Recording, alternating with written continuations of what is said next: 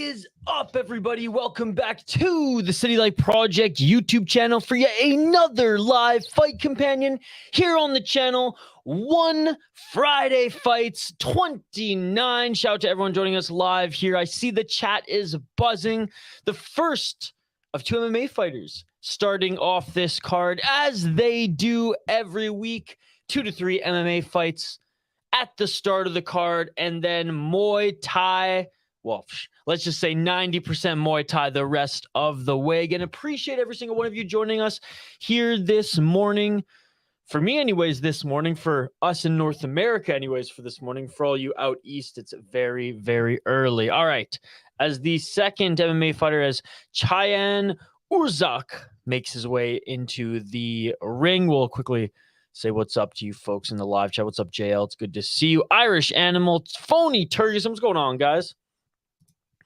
Good to see you. JL, just wait. Once the time change, it'll be 5:30 for you.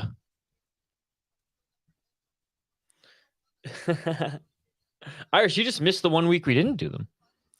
What's up, Herbo? Oh, man, appreciate the compliments. What is up to you, you beautiful human soul?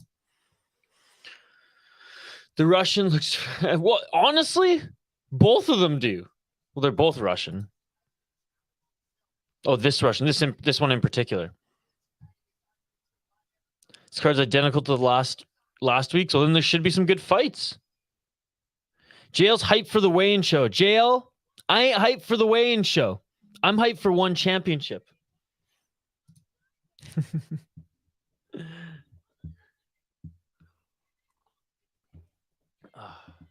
There's no Weidman on the weigh-in show. He's literally weighing in. Why would we even watch it? It's going to be memorable. How so? Who's on it? Like, is Bilal on it? Is that why?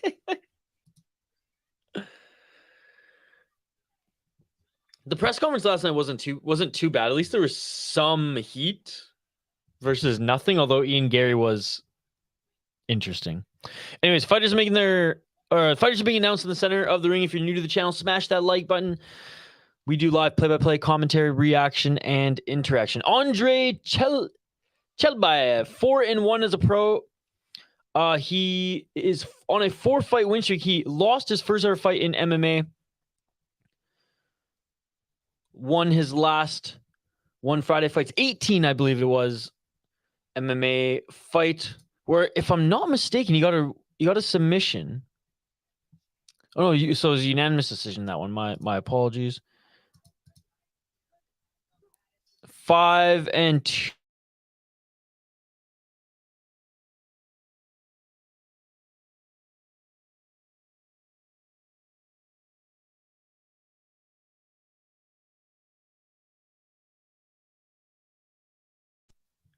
Sorry about that, folks. Sorry about that. Here I am praising my friend's internet. I'm house sitting for a friend of mine right now. And little gap there right when the first round started. So my apologies. We're 30 seconds into the first round. And the second Russian in this bout. Sorry about that again, folks. 3 KO, 2 KO, 0 submissions, 2 decisions, 1-1 in ACA, 1-0-1 championship. So he honestly has fought in better regional shows than that of Andre. By the way, the fight is in the first round here, folks. 4 minutes and 12 seconds on the clock. We'll get back to the focus play-by-play here in a sec. It's on YouTube, buddy. It's on YouTube. He looks like him, doesn't he? Like Vittori. He was announced on a card, I believe, in October. But yeah, he doesn't have the belt right now. He beat a 4-0 guy in his last fight here. Fought in Fairtex fight. Oh, a knee attempt there by Urzak. 3 minutes and 28 seconds on the clock here, folks. And a 1-2 by Urzak. Urzak's striking looks pretty crisp here. Pressuring Chelbaev closer to the ropes. 3 minutes and 15 seconds on the clock here.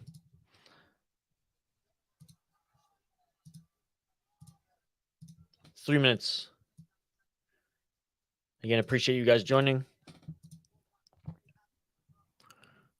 soon to be his belts to jail. Well, I mean, he could get it. He could get it. Andrade ain't fighting in that division anytime soon. He's fighting, what was it, Muay Thai or kick? It wasn't a kickboxing bout or a Muay Thai bout coming up here. Oh, a knee attempt on the entry. Dude, Orzak is just so aggressive here. 2 minutes and 41 seconds on the clock here. When he got tagged with the left by Chelbayev, he's got to keep that guard high. Stepping in with those, just like, I don't even know what you call those. Not a step in elbow traditional Muay Thai, but like a downward motion.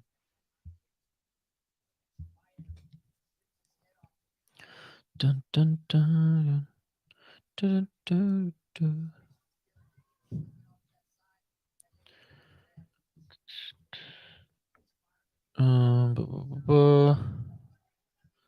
He was just on the last fight night.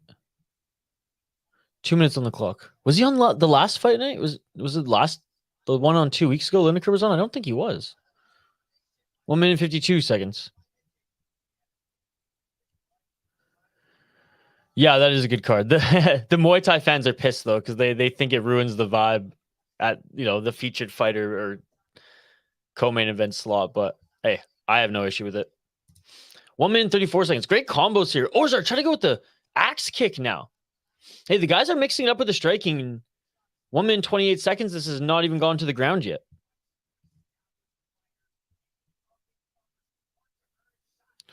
Yeah, well, in fairness, Herbo, you didn't predict that they were going to add fights like like that right after. If we put the cards head to head after, like, before the show starts, theoretically, you know what I mean? Without any fights being added or anything like that, then maybe I wouldn't have laughed out loud. But still, I mean, super like rotting. I don't care what's on the card. That is the card. Looks like Chelbayev might be cut right next to his right eye, or at least he took some damage there.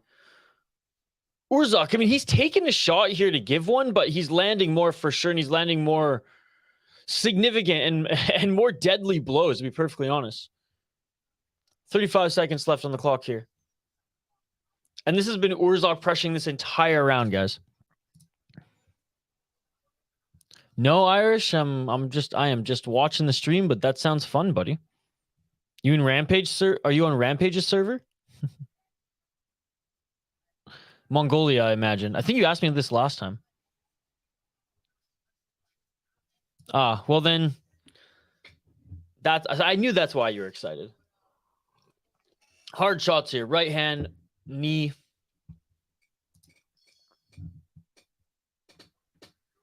Irish, please just stop, dude. You're doing that on purpose now. I don't want to hear it. I don't want to hear it.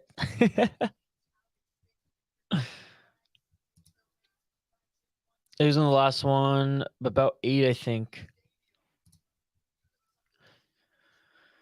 Well, I mean, he gets to fight in October then. I do know he was announced. He was announced to fight. I just don't know what card. One made a ton of announcements the other day. Like DeBella's back as well. And I can't keep track on what card they are.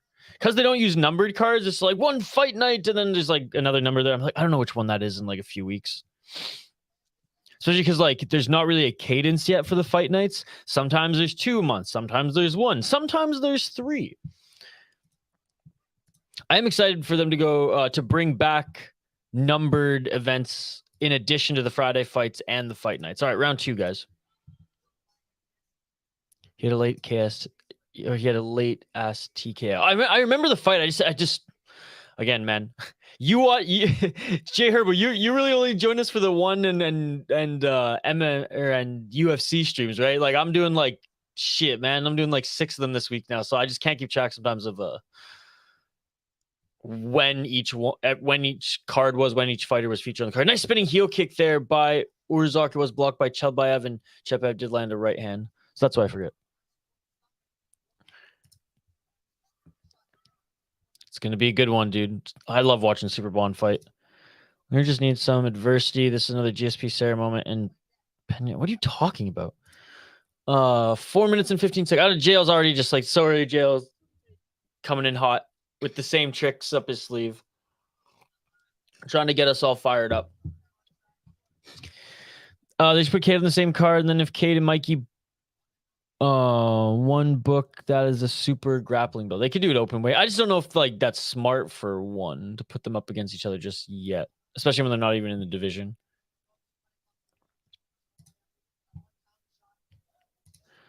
It was like 2 weeks ago, but probably feels like a month. Yeah, yeah, totally. That's exactly it. That's exactly it. But I want more. I want these fight nights weekly. Which, you know what? We're spoiled with the Friday fights, so I shouldn't say that. But I am excited for the numbered cards to come back. So there'll be 3 type of events. Yo, does Urzak like... Look, his stance isn't like that wide, if I can explain it like that, and his style's not as light on the feet. But Urzak just kind of reminded me a little bit of Aldo, the way he fights here, eh? Jose Aldo. And again, like, wish version, but that's what he's kind of reminding me of as he pushes forward here, attacks the body, mixes it up. 3 minutes on the clock.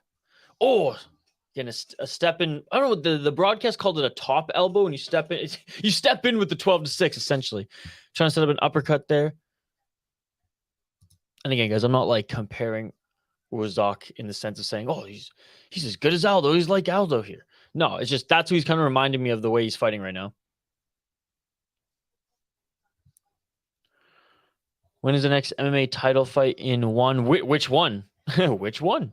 Which title fight? Like which division?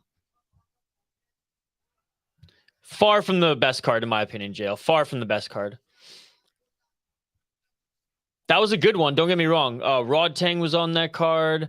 There was a lot of great names on that card. But like, honestly, some of the best cards that I've seen in one championship have been these Friday fights.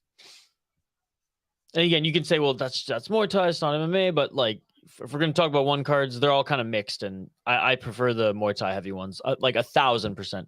Dude, some knees on Chelbayev. Urzak landed a few good shots there. Didn't necessarily drop him, but was hurting him, but he's back up to his feet. It just seems like Urzak's shots that he lands just hurt more. And just constant pressure. Chelbayev has been on his back foot for almost 2 rounds there, 1 minute and 40 seconds. But yeah, JL, that was a tremendous card, but since we've been doing these streams anyways, and hell, even in 2022, I would say that one was in 2023, wasn't it? I don't know. It was right at the end of the year. Regardless, I've been digging these Muay Thai heavy ones more personally. I love the drama. Oh, we know. The other night we were just talking, just the boys talking MMA podcasts and stuff like that in the Discord, and JL had to go against everything I said. Then I wrote a whole paragraph being like, "All right, JL, you want to play this game?" And I gave my annoying Isha detailed arguments as to what I meant, as Jay Herbo knows very well. The best card was when Lineker had his cup broke. That was a good card too. Which really, I felt for him. That was horrible. Yeah, the Andrade Lineker won. Oh, step inside elbow there by Urzak. 35 seconds. Now, none of these elbows have really landed clean, or else they would have done some damage. 30 seconds on the clock. 25 seconds. Lineker having a busted cuff made me scared for. Yeah, he's throwing up in the cage there. Oh, a nice right hand by Chelbayev. Dude, this is one of these fights where if Chelbayev lands a big counter and it's spinning back fist followed by right hand and a knee. Beautiful combo there by Cheyenne Urzak. Dude, I know this, and again, I prefer this way. I know this isn't a 10-point must system round by round, but if the fight ended right now, clear winner. And that is Cheyenne Urzak. Let's see some of the guys that he's fought here. So again, 5-2 as a pro. Beating 11-4 guy in his last fight. One Friday fights 23. Lost to 7. Man, look, is it fair to say, you fought some cans before then? Sure, but like he was 2-1. As soon as he turned 3-1, he fought a guy with a bunch of experience in ACA. Then lost to a 7-1 guy. Like, no shame in that when you're 4-1 and beating 11-4 guys. So, all right. What? That is it. Unlike any camp and or coaches in the UFC who refuse to throw in the towel. It looks like Andre Chelbayev's corner has thrown in the towel. That is enough. What a performance. 2 rounds. That's all it took, and that is it. The towel has been thrown in. Cheyenne Orzok wins this one by retirement. I'm still bitter. Lee beat a dehydrated Abasov, but I feel bad for him right now. I don't know why you're bitter at all when Lee had a comeback, JL. Lee had a comeback. It wasn't like he had an advantage at all in this one. Your boy gassed. So I don't know why you feel bad for him at all. He gassed. He couldn't get it done. And Lee, though the whole fight was pretty sloppy, like, you got to give him credit for coming back in that fight in what, the 3rd round? Or the 4th round? It was late in that fight, wasn't it? What's up, Diego? Abasov, just super talented fighter, super strong. Just gotta get his cardio together. He's got to finish fights. I feel bad for Lee. Oh, well then, yes. I thought you were an Abasov fan. My apologies. Bro, next couple of cards are Fire Stamp versus Ham, Rodtang versus Superlek, and Superbond versus Taiwan Chai. Look up their cards. JC, we were literally just talking about it, buddy. We were literally just talking about it about 10 minutes ago with Jay Herbo. Jay Herbo's so excited. JL's excited. I'm excited. Lee is set to come back. Christian Lee, anyways. I know Angela Lee, she was going to make a decision on it. I might have missed it, but I know it's been it's been tough for the entire family with the passing of their younger sister. Earlier this year or late last year, right around the New Year's time. But yeah, no, still nothing but best wishes to the family. I hope they're healing okay. You're never going to be fully healed from something like this, but no, Christian Lee, he's back training. Their youngest brother's training. I know Angela Lee, she was set to make like an announcement or something like that on her future in the sport, but I might have missed it, or it's coming up here. Stanford's Ham is fire too. Forget about that one. Yeah, and it's an all women's card if I'm not mistaken, or at least like the main card portion of it. Abasov needs to get his belt back. I hope Rodtang wins so he humbles people like you, JL. I made my statement in Isha's video yesterday. No side for me. Just want to enjoy the fight. The criticism Rodtang is it. Well, in fairness, Jay Herbo, no one's really criticizing his fighting style. No one's really criticizing him as a fighter. No one's really diminishing that. Have we said he's fought some cans and won championship? Yes, but that is the truth. Like there's no that's not dunking on the guy. That's not playing into the one championship Chaudhry hype train. That's actually being critical and looking at some of his fights here when looking at his matchup head-to-head with Superlek. So I'll say that, do I think Superlek is a better fighter, in the ring, in the cage? Yes, I do. But am I saying, am I disrespecting Rodtang as, his fighting style, his technique, or anything like that? No. I'm more criticizing him running, going full Forrest Gump, not only with Superlek, but also Liam Harrison talked about in the video that I posted. I showed a little clip of the podcast he was on.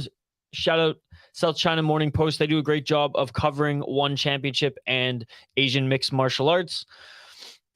Even Liam Harrison, who was on the show, said that Rodtang, he ducked him too. And that's someone who's in the sport. That's someone who's in the promotion. That's someone who's in his division, right? So, I'm not making this stuff up. I'm just bringing it to light here so that more people can start supporting Superlek, because we're on the island, Jay Herbo. You're one of the masses, brother. United States and Canada, they're behind they're behind Rodtang. Half of them, I'd say 80% of them don't even know who Superlek is, brother. So we got to fight the good fight here. We got to highlight, these things that Chaudhry won't tell the public. So a little bit of humbling for us who've been going off about it in the live chat or in our Discord, 100%. I'll take it. But to suggest that, we've been dunking on Rodtang for everything that he's done, his fighting style and things like that. That is not true. I just want everyone to know that. The guy's got 500 fights. He's 26 years old. Nothing but respect. But I hope Super cracks that iron chin with a beautiful leg kick to the face. It will be a beautiful thing. It will be a beautiful thing. And North America will understand just how good Super Lek is. They will know his name. If Rodtang defends his belt, then a rematch must happen for Super Lek's kickboxing belt. Yes, because they were actually supposed to fight in kickboxing, and that's when Rodtang decided to cower out of that. No, it's not Herbo. They're fighting Muay Thai, not kickboxing. They're fighting for so Rodtang has the Muay Thai belt. Super Lek has the kickboxing belt. They were supposed to fight for the kickboxing belt, and that's when Rodtang pulled out. John Anik looks pissy this morning. Again, I ain't watching the weigh-in show. I might put it on the background later, but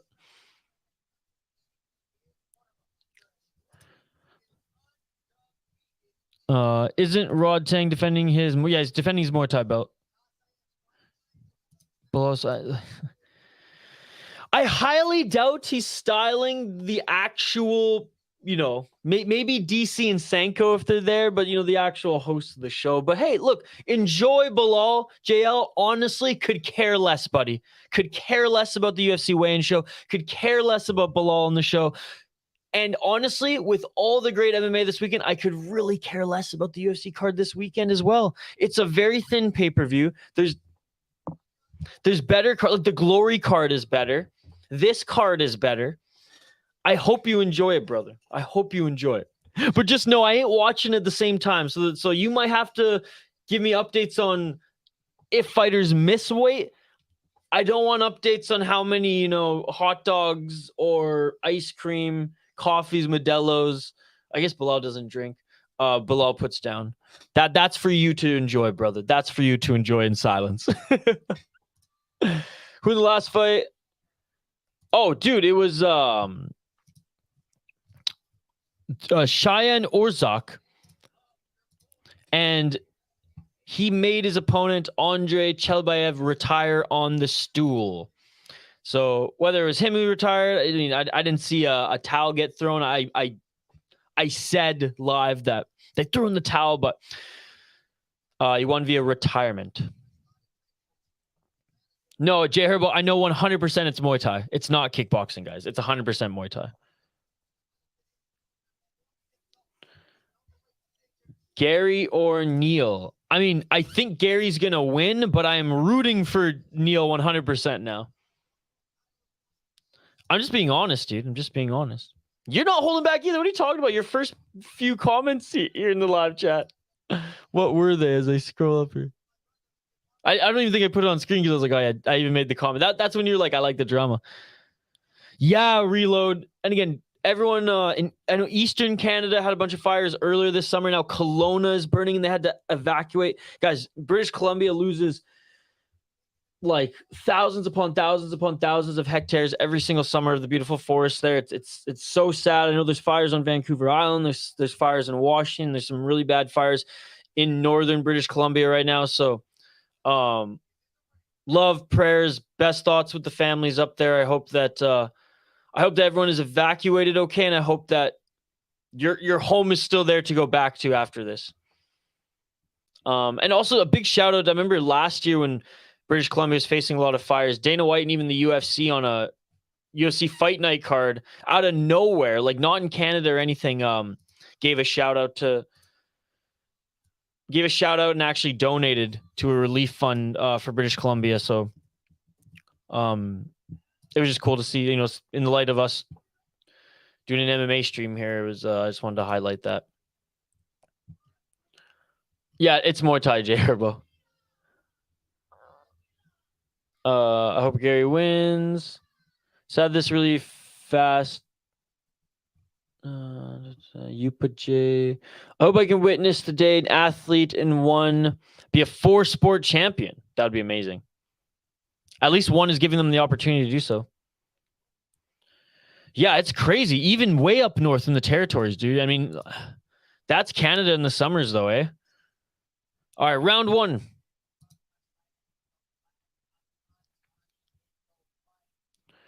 Who won the first fight? Oh yeah, I didn't I already say?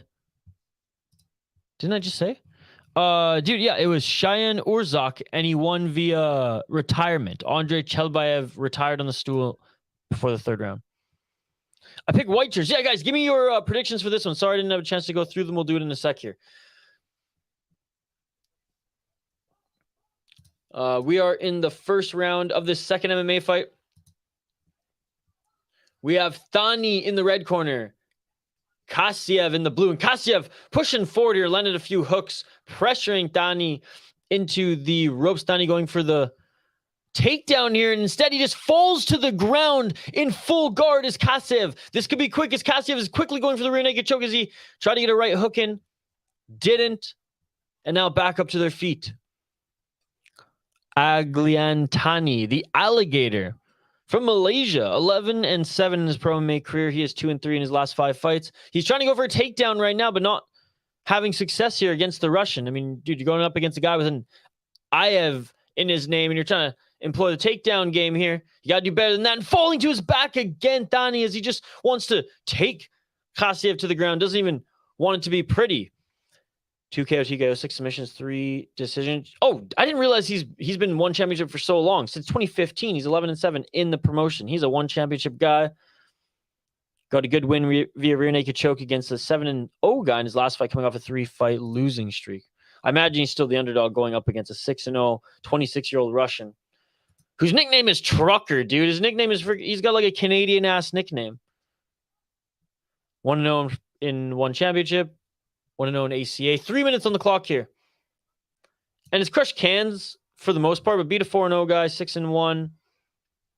Second fight, he had beat a guy who at least had a bunch of experience. Back up to their feet here, desperately going for the single leg again is Thani, but Kasiev might go for a guillotine. He's standing with it. Smart. All right, standing guillotine.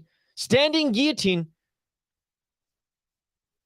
And he's pulling up here as Thani is looking for the takedown, but Kasiev is in full control of that neck of Thani right now. And they break. Still going for the single leg. Again is Thani, but Kasiev just looks like, I mean, I ain't shaming anybody here, but Kasiev looks like he's in better shape. Okay, I said it.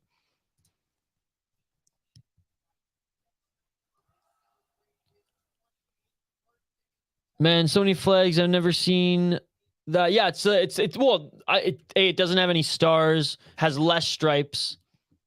Canada's the only one that, like, there's not really another, like, Canada's a very distinct flag where, yeah, there's a lot of blue, red and white stripes out there. But yeah, Malaysian. No, dude, the Mongolian won. Okay. 4th time's the charm. Cheyenne Urzak beat Andrei Chelbayev. Chelbayev retired. Full mount here by Thani, funny enough, folks. As Kasiev was getting the better of him early in this fight. 1 minute and 28 seconds left. Thani finally gets his opponent to the ground, and now he's in full mount laying down shots. Now, they do look like muffin shots here, but the ref is there. Can I get a hoya? Thanks for joining, guys. Look for the rear naked choke now is Thani. He should employ the body triangle. He has his hooks in. He should employ the body triangle here.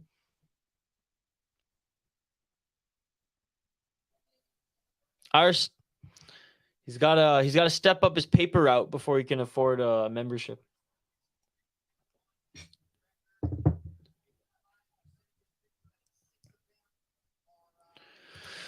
Yeah, dude, we're close to 6,000 subs on the channel.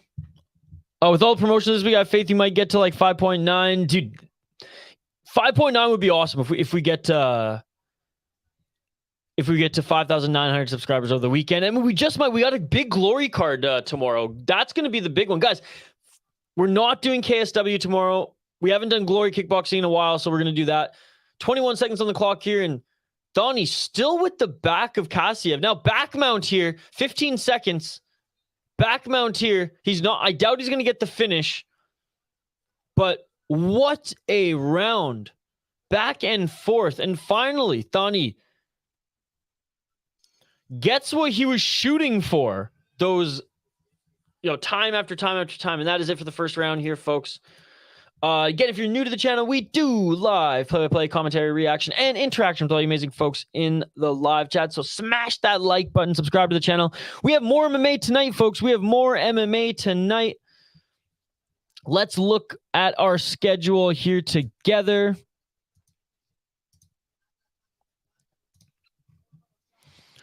All right, so we're starting off oh man, it's going to be a big weekend for streaming here.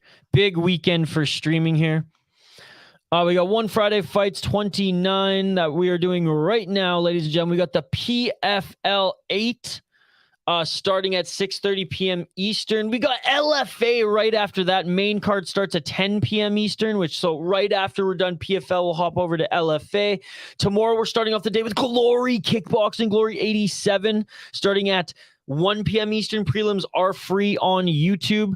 And then UFC later that day, Sterling versus O'Malley, starting at 6:30 p.m. Eastern are the early prelims. And then Sunday, we're aiming to do Fury Challenger Series 5.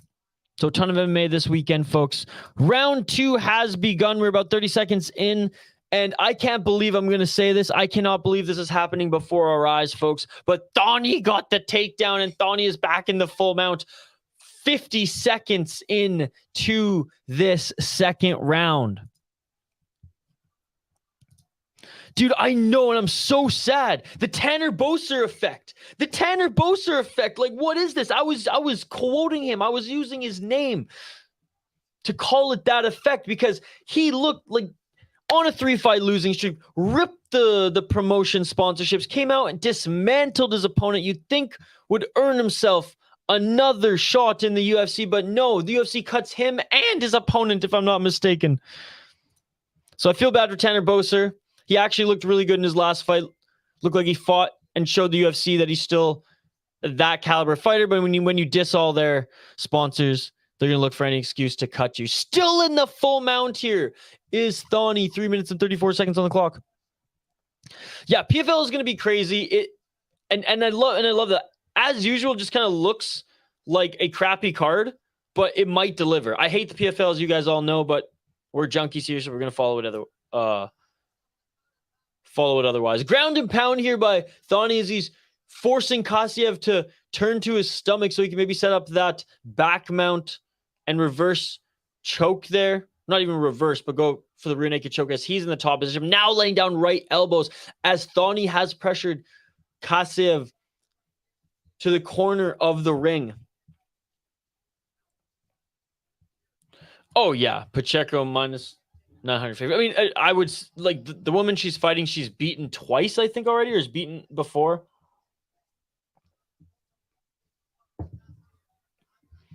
Pacheco used to be in the UFC, eh? I think she was actually on an Ultimate Fighter season, if I'm not mistaken. But anyways, yeah. Or maybe not, but she came through Jungle Fight.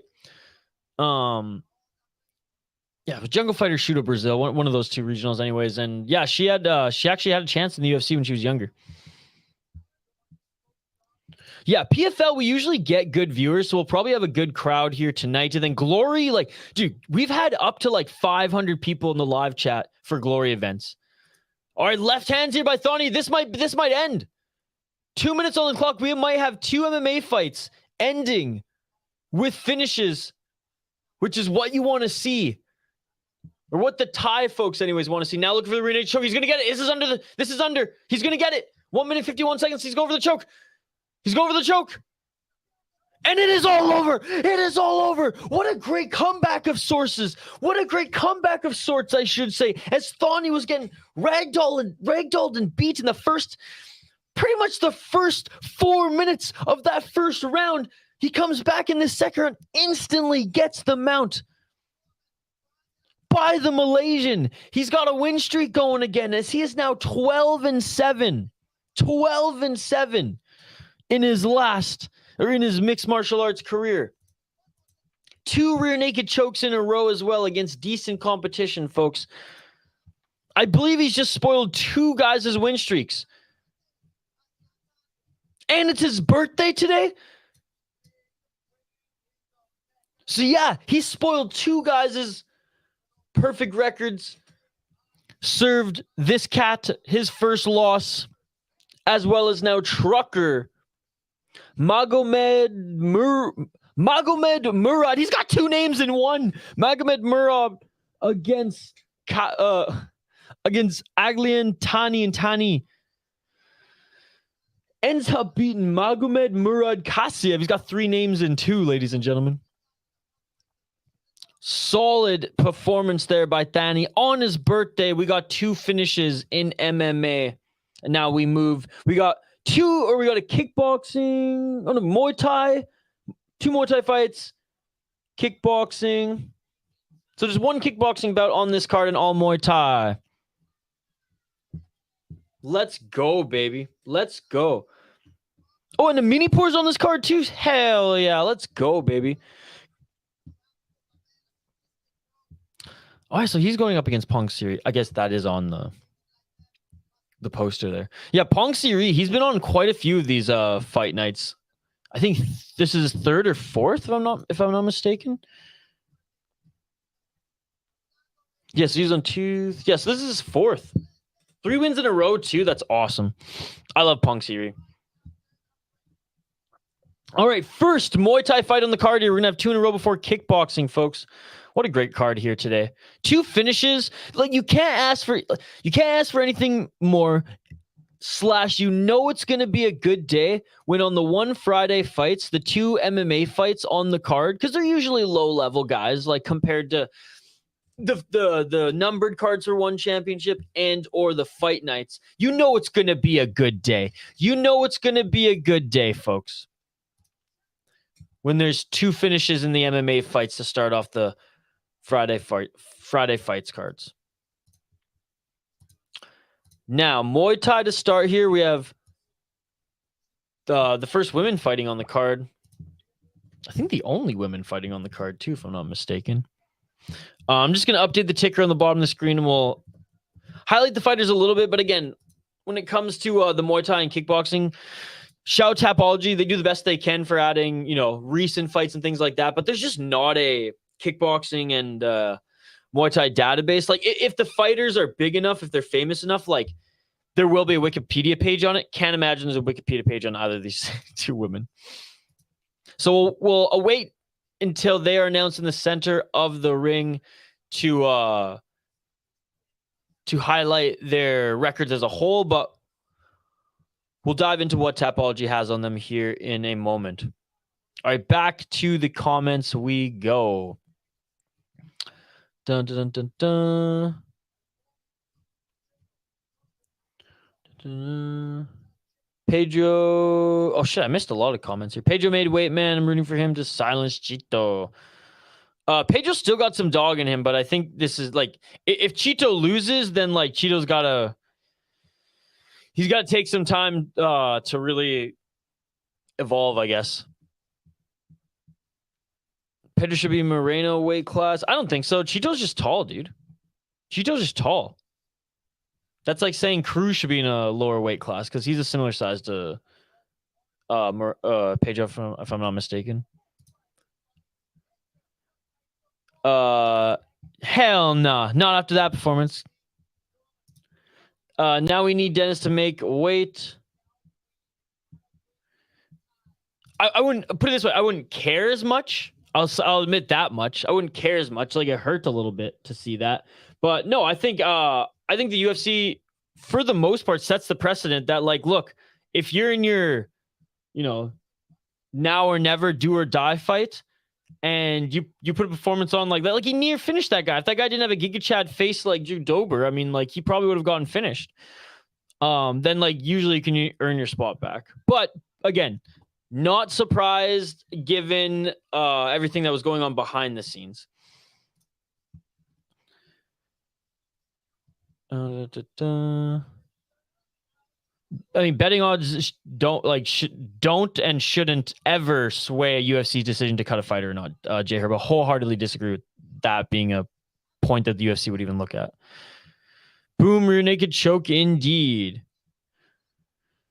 Yeah, will do. And guys, for British Columbia too, Hernan in northern BC in Canada, there's fires. People are evacuating their homes in Kelowna.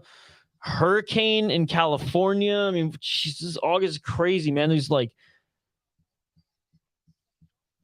pray for these, pray for Mother Nature, man, pushing back on us this summer. Hope everyone's okay. Pray for the people who are caught up in this. That's what I should say. Mother Nature pushing back on us this summer.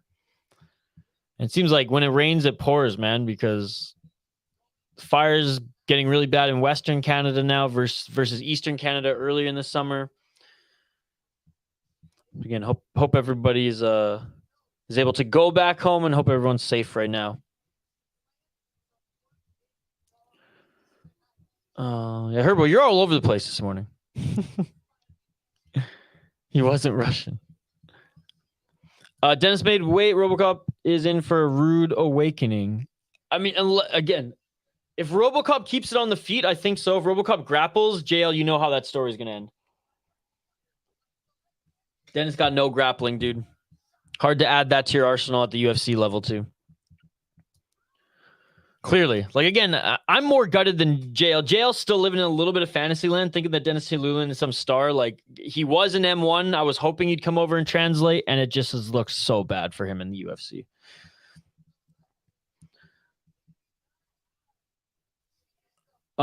Isha, we were in the Discord. Why is there 2 Pongsiri? Gym name?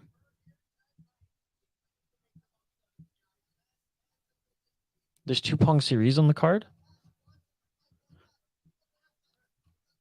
There's not 2 Pongsiri on this card. No, I was only referring to 1 Pongsiri. And honestly, like, that question, I'm gonna post the chat. Like that's like asking me why there's 2 guys named Tom. They got the same name. Why are there 2 guys with the same name? 2 ties with the same name. About 9. But yes, Pongsiri is awesome. That Pongsiri. I don't know who the other Pongsiri you guys are referring to. I missed some of your guys' conversation in the Discord last night too. My apologies. Been busy with work. Even between this stream and the PFL stream, I got a ton of work to do, which is good. It's awesome because there was a stretch there, guys. Whew. It was tight. Got a bunch of work. We're streaming more than ever. Content dropping every day. To the moon here, folks. Thank you all for joining. And shout out to everyone who's joining us now. We do live play-by-play commentary, reaction, and interaction. The MMA fights are over. We got 2 Muay Thai fights in a row, kickboxing fight, and then Muay Thai till the end of the card. Appreciate everyone joining. We do these live fight companions every single week and weekend. Dana White Contender Series on Tuesdays, and then we have a whole weekend where we cover multiple fight companions. Later today, we have PFL followed by LFA right after that. Tomorrow, we got Glory Kickboxing, UFC. Sunday, a little Fury FC Challenger Series, which is better than the freaking Fury FC numbered cards. What's up, Mateo? Good morning. Love the Judge Buds last night with you and the guy with a mic. Dude, I was making Spokesy a little money there, too. Appreciate it, Mateo. It was fun. Smash that like button if you guys haven't already. Check out the content we have on this channel that we just posted, and join us for some more streams later today. Hockey from home is done. Summer school, let's go. And Ibrahim is done at 5 p.m. Eastern. That's awesome. Congratulations for crushing your exams, guys. I can do that. Yeah, for the UFC one. I'll post on the community tab tomorrow. Celest Hansen up against Yau Pui. By the way, and Celest Hansen, she is a dog, guys. She's a dog. She puts on good fights. Both these women, 115 pounds. This is going to be a fun one. Celest Hansen from Australia.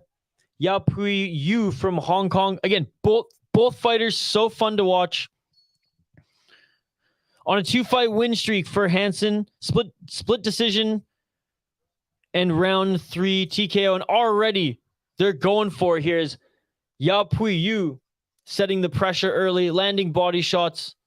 Good high guard here by Hansen early in the first round. Look at this 4-fight win streak, 3-in-1 championship. This is a great matchup. This is a great matchup in this division, guys. Both these women, fun fighters to watch respectively. All right, I'm going to update the ticker on the bottom of the screen, and we'll get back to it. Sorry if I'm missing your guys' comments. It's awesome. The chat's this buzzing this morning. If I miss any of them throughout the commentary, don't worry. I'll get back to them as soon as I can. Green Silva, Ian Gary, Magny, Hubbard, and 2 others.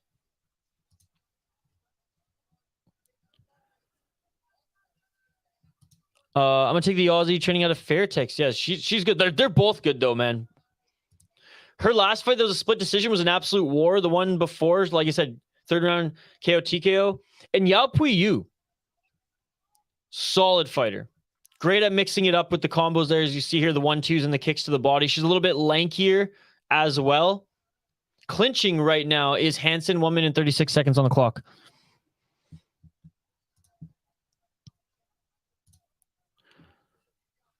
I thought you said it was minus 900. Oh, sorry for the... Yeah, no, you're right. My apologies. No 8 misses so far. Only 6 fighters left.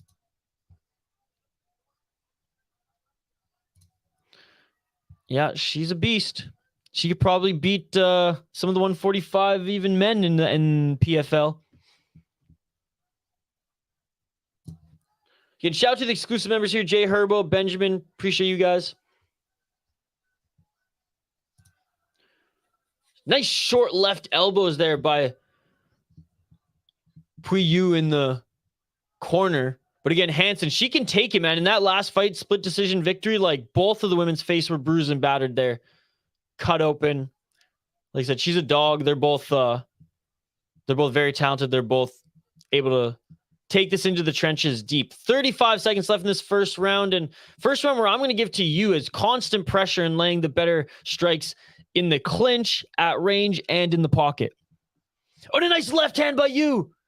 And a right hand by you. And a shot to the body, trying to drop that guard of Hansen. Again, Hansen with the good high guard there, but you is landing some solid shots. Ref separates them here. Blackshear and Weidman. Dude, shout out to Damon Blackshear. What a G. Fought literally 7 days ago. Oh, we know, Benjamin. We know.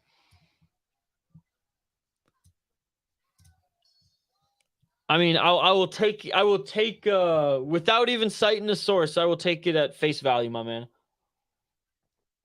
Again, I'm a fan of Dennis, or I was a fan of Dennis.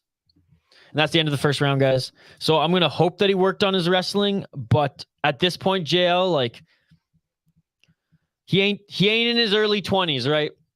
He ain't in his early 20s.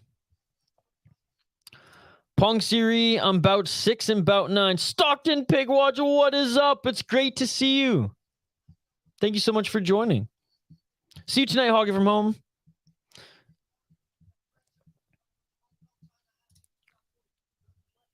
Sean's the fucking best with the donuts. Yeah, and a new viewer dropped $5 as well. And yeah, Sean, shout out Sean Crossgrove. He's also an exclusive member on this channel. Doesn't tune in much for the fights. He's very much a hockey guy, but he supports everything Z, Hoppy, and I do. So special shout out to Sean Crossgrove if he is lurking in this chat here. Round 2, ladies and gentlemen. Sounds good, Hockey from home. Yeah, credit to her. She does have a good high guard, but towards the end of that round, she was getting lit up. Irish Animal, you decide to virtually shake my hand. You gave me the shake hand emoji. You ain't pulling out of the bed. Oh, body shots galore here by you. 2 minutes and 28 seconds left. Dude, you's a fun fighter to watch, man. Bilal's not fighting, Mateo. Oh, you know, JL, you know. You know, we know. Muay Thai is 100% not for the Aussie. I don't know. We've seen some good Aussie fighters. What are you talking about? Liam Harrison. Isn't he from Australia? Yeah, he's from Australia. Not last week, but the guy who headlined the week before. What's his nickname? Something to do with like Lone Ranger or something like that. He comes out in the cowboy hat. He's Australian. But not for this Aussie. No, but Herbo, credit to her. Like, she's good. This is just like, there's levels to this game, right? And you's just seemingly better so far. Hansen was in 2 awesome wars in her last 2 fights. So I will give her credit. I watched her last 2 fights. I remember who she is. And that split decision, I mean, it could have gone either way, but it didn't really matter because that was an absolute war. And the one before, she dismantled her opponent. So I think just Yau is that much better here. Yau with the left hand. Because Yau has the range too, and she's not allowing Hansen to get into the pocket at all. And if Yau gets in the pocket, she's the one dictating this fight. She's the one initiating the clinch. She's the one landing the better shots in the clinch. So high kick attempt there. And you can see Hansen tried to land that left-right counter, just swing and a miss because she just can't get that range.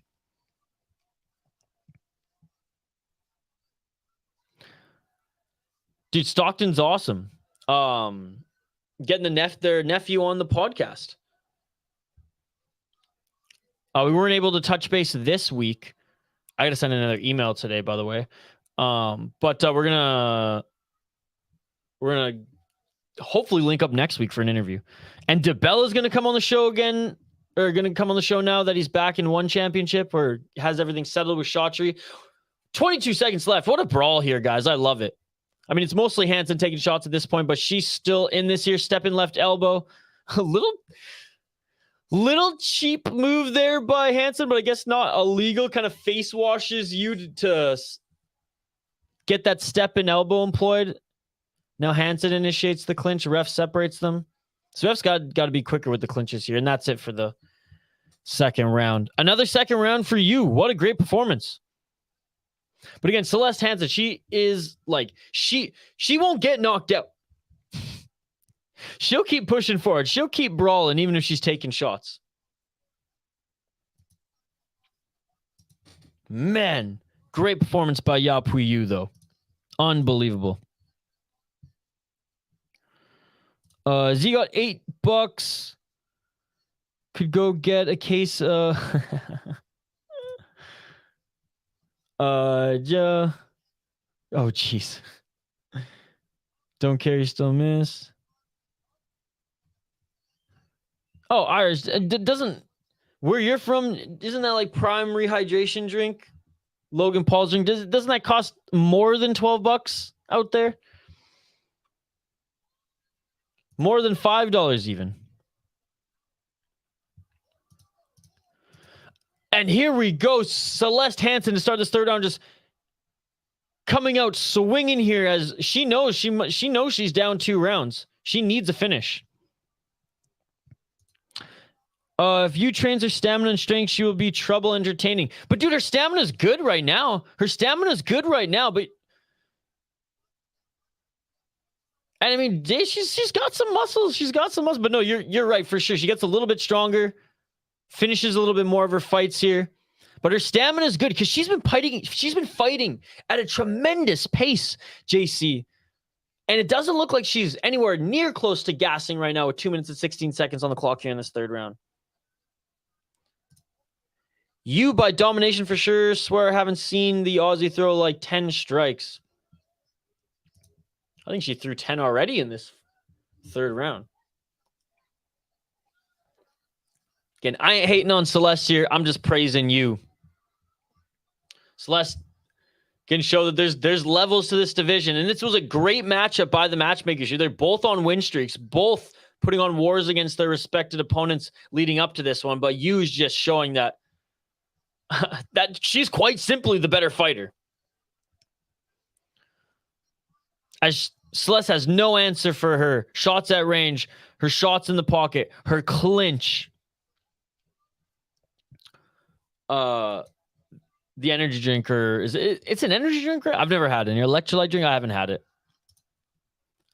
Bonjour, mon ami. What's up, Fallon? One of our exclusive members. We got Mateo, Fallon, J Herbo, as well as Benjamin as exclusive members in the live chat. Appreciate you guys. Appreciate JC, Irish Animal, JL, Stockton Pig Watch 2 for joining as well. 57 seconds left on the clock here in this third and final round. Shots in the clinch here.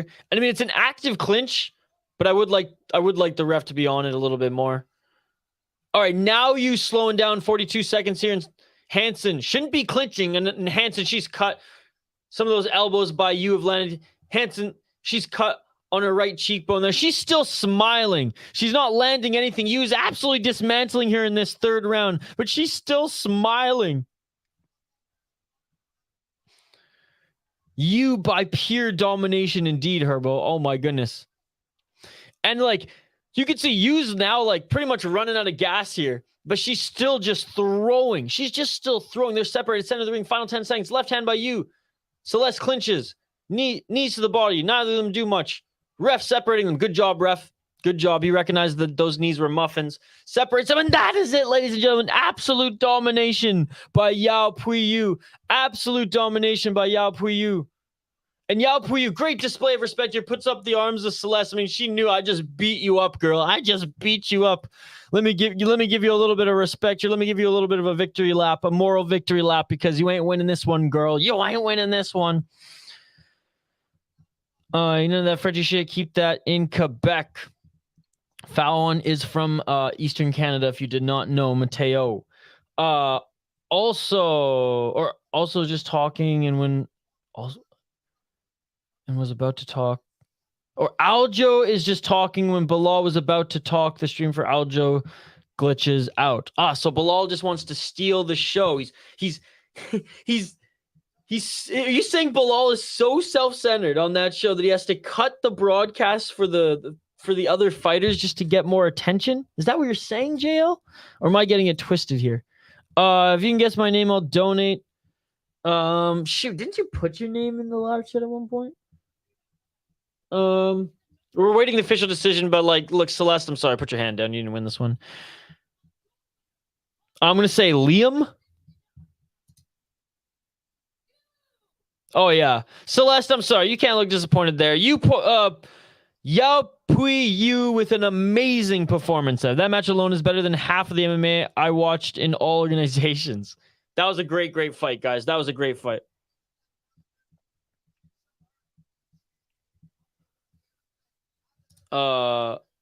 Right?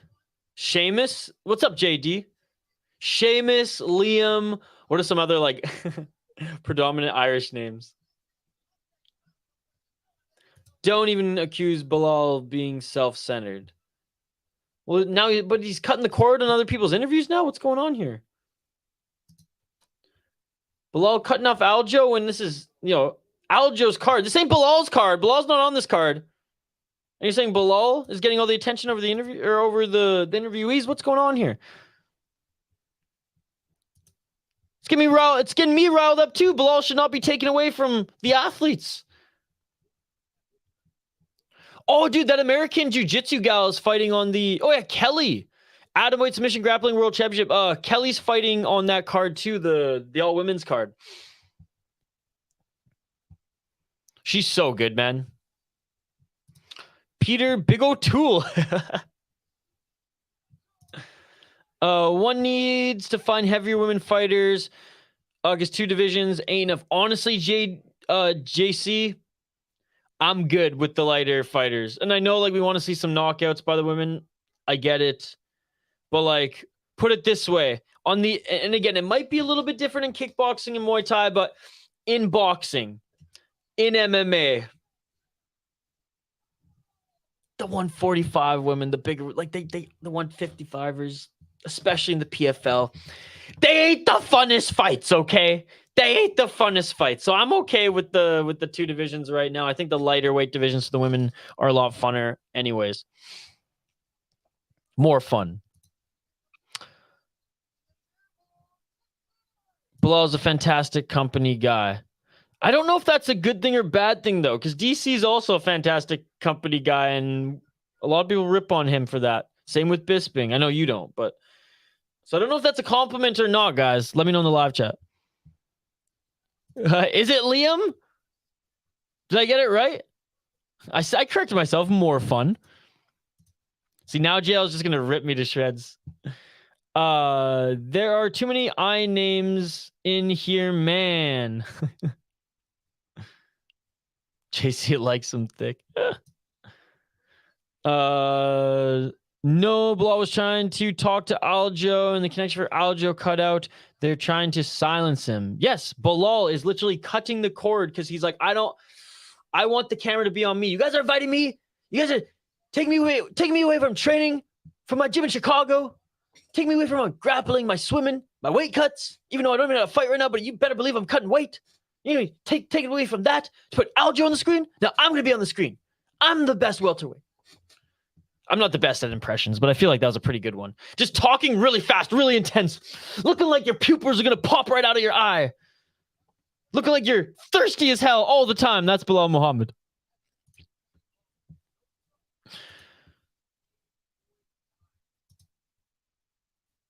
Was that that was a J? Oh, it just looked like an I. No, I need better glasses is what I need. But yes, there's all a J. Excited for the main card here.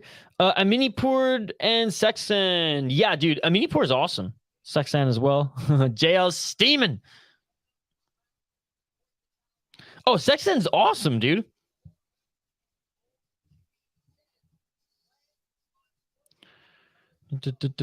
Irish Animal. If you're gonna call me a dumbass and call me a dick and an idiot like you did in the last stream, I'm gonna ban you.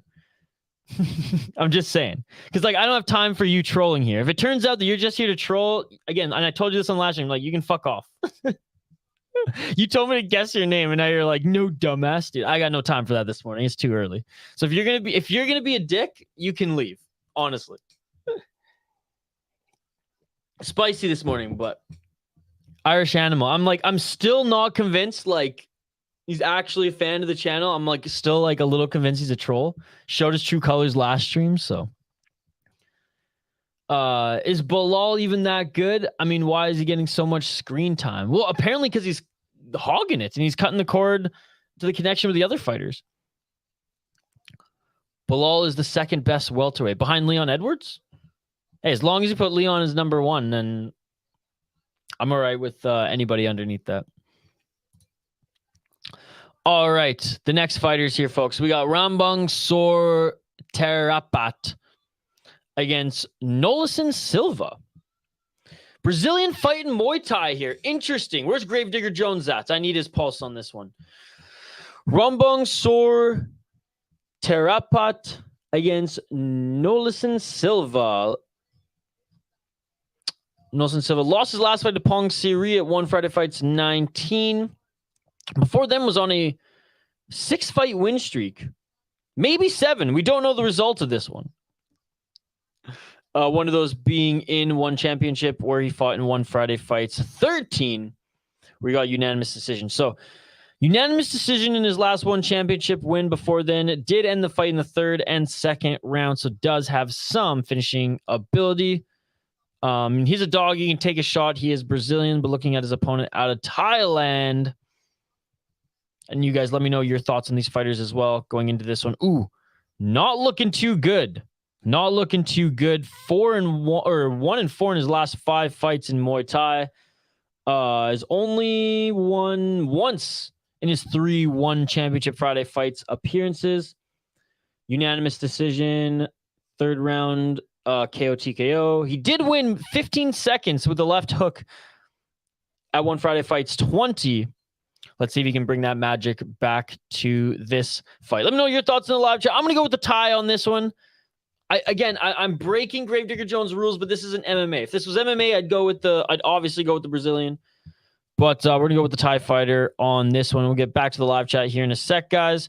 I believe this is a catchweight as well at 128 pounds. Second Muay Thai fight.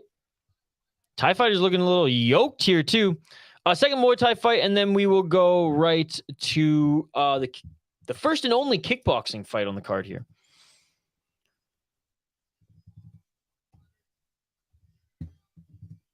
By the way, there's 2 YouTube streams. If Shachi Geola sets that geolocation on us, I'm going to snap, folks. Because there's 2 videos today, and that's never a good sign on YouTube. But we'll see. We'll see. Some of you might not even know what I'm talking about. That's okay. One Championship posted 2 separate stream videos. Last time they did that, they blocked the second half of the card for Americans and Canadians. I mean, I have a crush on Stamp. I don't know if she's the quote unquote hottest, but she's definitely the cutest. But there's a lot of beautiful fighters in one championship, to be perfectly honest. Sorry, JL. I'm teasing you a little bit, by the way. Like, I hope I'm not actually firing you up too much. Banging his ass, says JT. I'm giving him one more chance. Yeah, I think Stamp is just cute as hell, and she's an absolute killer as well. So that just like double fist biting for me. I'm a fade of Thai for the first time in my life. Give me the Brazilian. Yeah, dude, I'm literally staying here for the week. Not that Cassie needs attention all day, every day, but I like giving it to her. Right, Cassie? She keeps bringing me her toys too. I have a mountain of her toys next to me. All in agreement, say aye. Irish already left, I think, now. Weidman looks sucked in. I'm not surprised. He cuts a lot of weight. Glad he made weight, though. Herbo always go for the Brazilian. In MMA, though, Muay Thai might be a little bit different. I got Thai by split decision.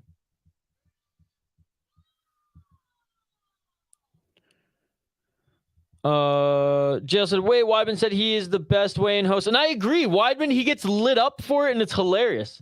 I agree. Weidman has been my favorite weigh-in host over Dean Thomas, over DC, over Senko, over Chiesa, over Cruz, over Usman.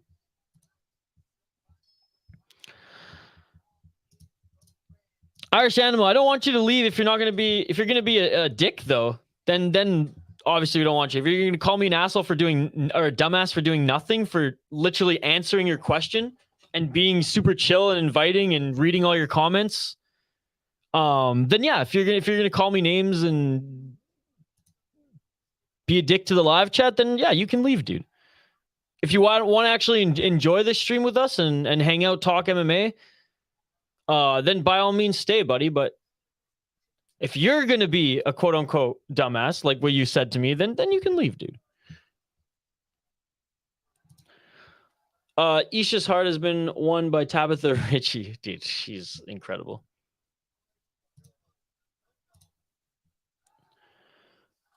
I can't wait to see Cassie. Dude, she's gonna be so stoked. Playing tug of war with the golden retriever and Notorious friends for life. Oh yeah. Dude, we were playing fetch yesterday. Gone for a few WALKs. Can't say the word or she'll get super hyped. 1 minute 52 seconds on the clock here, by the way. Some good shots by Rambong early, each exchanging leg kicks. I feel like there's a little bit of bias coming from you there. I say Weidman, and I like have no, connection to Weidman at all. You've never even heard me probably speak about Weidman since, until fight week, this week. So unbiasedly, Weidman is the best. But fair enough, JL. I mean, he's your boy, so I'm not surprised. It's the first Brazilian I've seen in one. Really? I feel like there's at least one like every 2-3 cards, especially on the MMA side. Kickboxing and Muay Thai, not so much. Oh, yeah, dude. Body kick there by Silva. Caught it and landed a good left hand is Rambong. Inside low kick. I know, but I see her like at least once a week.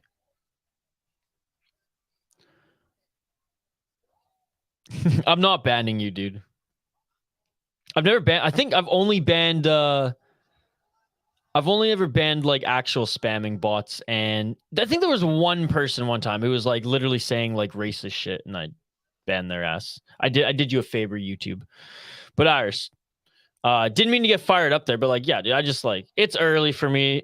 If you're gonna like call us names for us, literally giving like reading your comments, showing you love, brother, and you're just gonna throw that at us, like I have no time for that shit, right? I ain't gonna entertain that. If you're gonna troll, go troll some other MMA channel. If you want to actually chill and be part of the community here, then we're happy to have you. On a 1-2 and a kick there by Rambong. Didn't land cleanly, but you can see either cut under the right cheek or just some blood from the nose. Silva's wearing more damage here in a great first round by Rambong. Silva did exchange with him, but Rambong definitely landed the better shots here. As we're looking at the highlights, some good kicks, straight lefts. Oh, and one of those high kicks did land there about halfway through the round.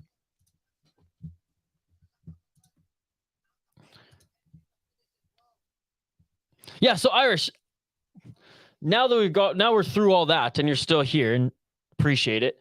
What the frick is your name? Because apparently calling you Liam got you fired up. The Thai is outclassing him.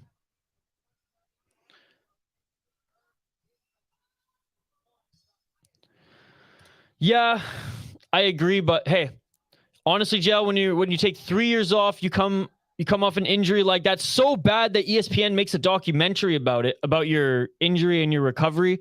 When your friggin' bone snaps to the other side of your leg, and you need to tell yourself, you need to kind of almost be delusional to get your body and mind ready to get back into competition. So I don't blame him for like getting himself fired up in whatever way possible to get back in there.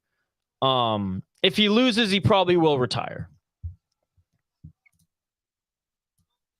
I think he knows that he's probably not. I mean, deep down, he probably knows, like the analyst side of him deep down knows that he probably is not going to go on a title run again.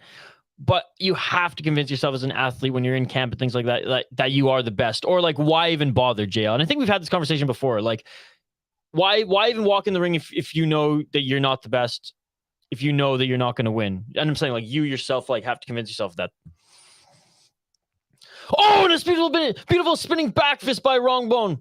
And he's landed a few double left jabs too. And then 1-2 by Rambong, outclassing Silva. Indeed, he's landing all the shots there. Body kick. Silva tried to return the kick. Rambong is absolutely dismantling Silva right now. 1 minute and 40 seconds on the clock here. And this round's all Rambong. Inside leg kick by Silva. Alfie.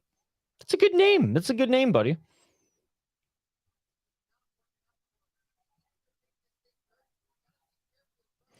Imagine what Izzy would do to those legs if they were fighting. Shin or like the inside of the leg? I mean, I know, JL, you've never watched Weidman because you're way too young of an MMA fan. He was unbelievable. Like, he was an awesome champion. Like, beating Silva aside, Silva was clowning him. No excuses there. Like, beating Silva in itself is huge, but like Weidman was awesome. So prime Weidman, prime Izzy would have been an awesome fight. And honestly, I would probably give it to Weidman. He would have ground and pounded the shit out of Izzy. Prime Weidman versus prime Izzy. I mean, Weidman's winning all day, every day, guys. And I know, JL, you're like, oh, you're going to be biased. I'm not. You didn't watch Weidman fight, so you don't know. I like it, dude. I like it. It's unique, like my name.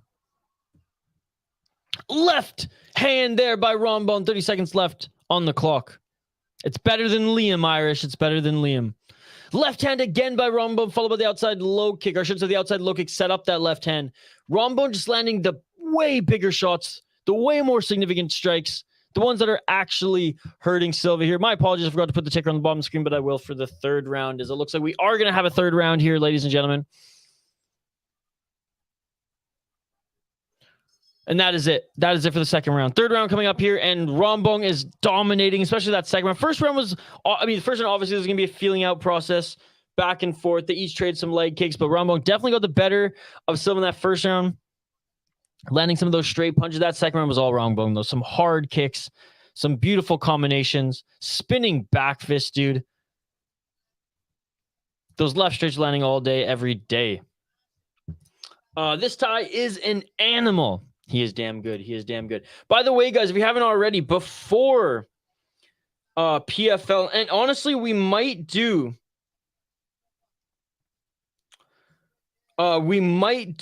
a stream before PFL for the like a UFC prediction stream. No promises yet. And that is it. It is all over. That is the second retirement on the stool tonight. Silva is not answering the bell. Rambong Sor Therpat. Great win as he takes this one. Unbelievable. Great victory here by him. Great victory here. We have posted some videos on the channel, folks, and we're going to maybe do another one later today. So there might be another video that drops today, but whoops. Just making sure it's still online. It's not the longest video, but yeah, new rules for MMA. We talked about the new rule set. I posted a little segment of our membership stream there. Also posted a video, Rodtang versus Superlek, as well as a rundown on Luke Rockhold. We have more videos dropping today, this weekend, and Monday. We also have, like I said, a UFC predictions video that will either air live sometime this afternoon before the PFL. Hell, maybe even like the hour before PFL, like 5 or 5:30 Eastern time. So a ton of content dropping on the channel, folks, every single day. Thank you guys for the support.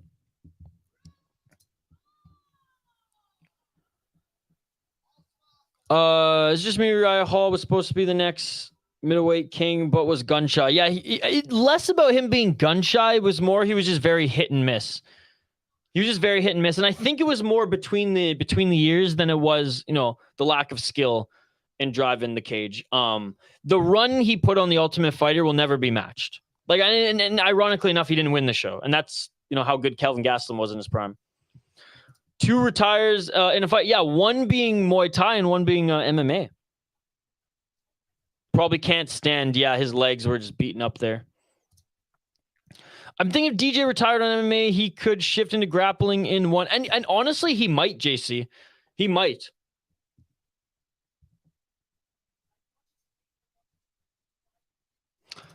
The weigh-ins are still going on, if I'm not mistaken, no? Guys, 291. The Singapore card is next weekend, right? The UFC card in Singapore. There's not like a week off or anything like that. Wait, so first kickboxing fight on the card. First and only kickboxing fight on the card is next, ladies and gentlemen. What fights on this card are you guys most excited for today? Let me know in the live chat.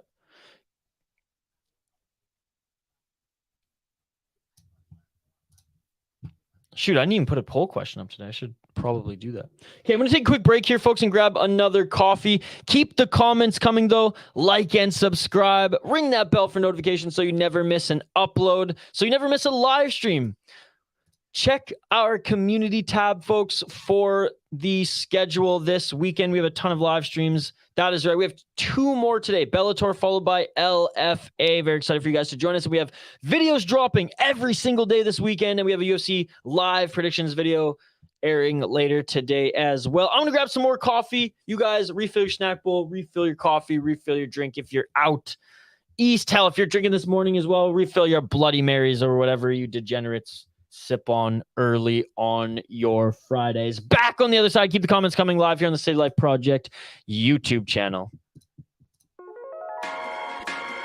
Let's go.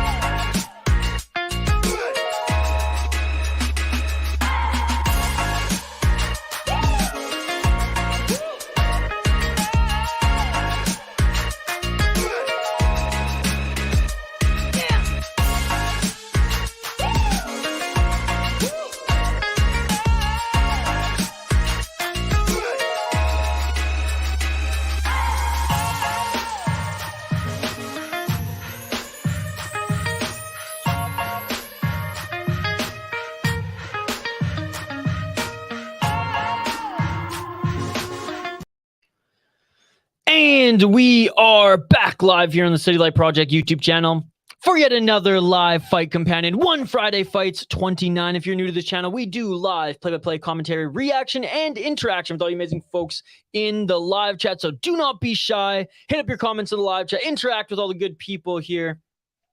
It's a small crowd, but a vocal and busy crowd. The chat has been absolutely buzzing this morning. You all are amazing. I appreciate you all. One Friday Fights 29, and this is not our only stream here today. We have 2 more, potentially even 3 more streams here today. Yeah, we're going to say it. 3 more streams here today. UFC live fight predictions for tomorrow's UFC card.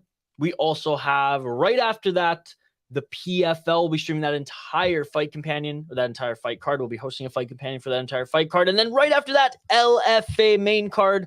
That's right, 3 more streams here today. Busy day here on the channel. So like and subscribe if you haven't already. Let's get back to some of these comments that I missed in the break. The difference between kickboxing and Muay Thai is no elbows. No, you can knee. You absolutely can knee. So no elbows. There's less time in the clinch, 3 seconds in the clinch. And obviously bigger gloves.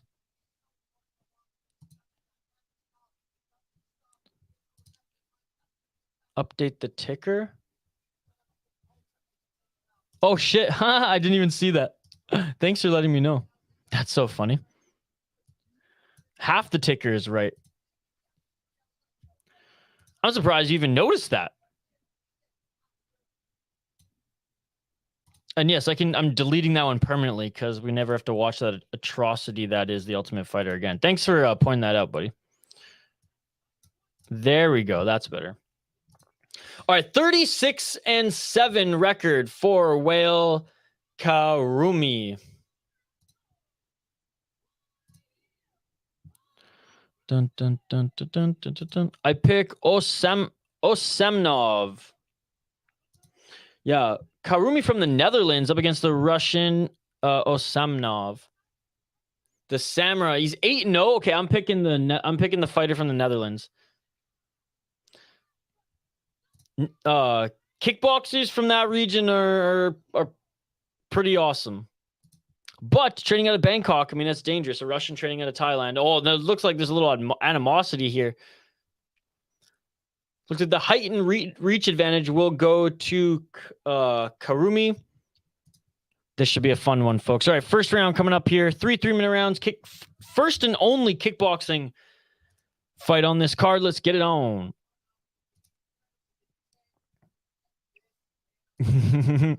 He's awesome.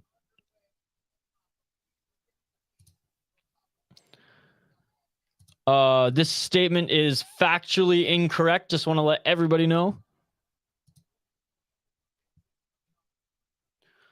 2 minutes and 40 seconds. Oh, low kick there by Osmanov. But we're good. Oh, spinning heel kick attempt. Double spinning heel kick attempt by Osmanov. Did that answer your question, Herbo? You're allowed them knees. You're allowed them kicks. It's kickboxing. Spinning heel kick and knee attempts by both these guys to start this. Left hand there by Karroumi. Good job checking that leg by Karroumi. But Osmanov, he's the one applying the pressure early here. And a 1-2 there by Karroumi doesn't land.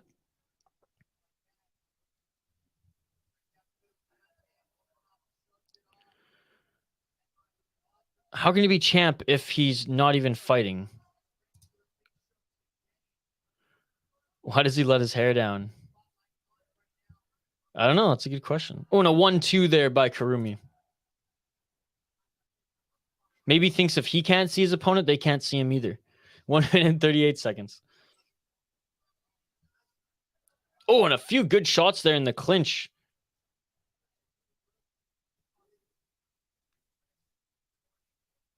It's a 3-second clinch, and I guess you can't throw short shots in it. 1 minute and 20 seconds.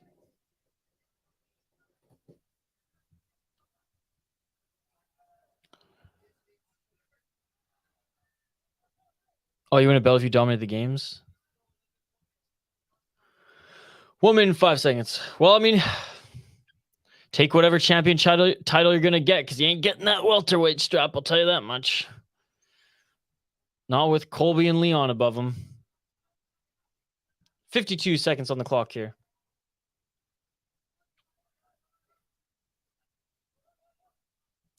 .44 seconds on the clock. Nice left hand there by Osmanov.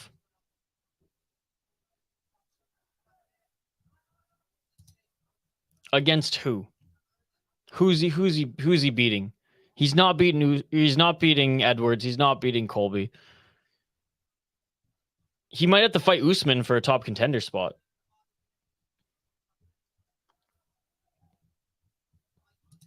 And if he gets into a striking match with Usman, Usman's gonna land, dude.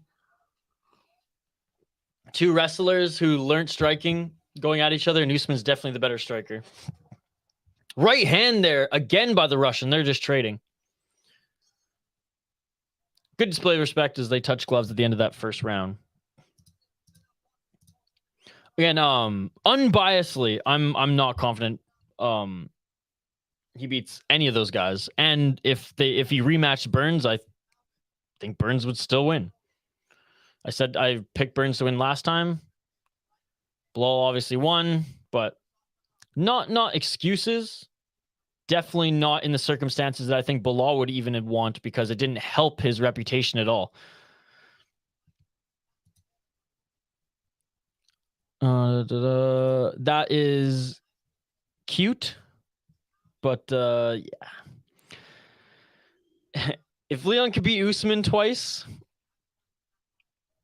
there's no way. There's no way. Leon might take him down twice, and Bilal might take him down twice, and then Leon's gonna get back up to his feet and force him to fight again, and hopefully no eye pokes this time. He does not have better. Then are you kidding me? Dude, this is how I know JL is a little bit of a casual, I think. If you think Bilal striking is better than Leon Edwards, that's crazy, dude. I'm sorry. I know you're smarter than that, JL. JL's in troll mode now. Yeah, Brady's not the best striker either, but I will say he has good striking now, which you need to be in the top 10 of the UFC.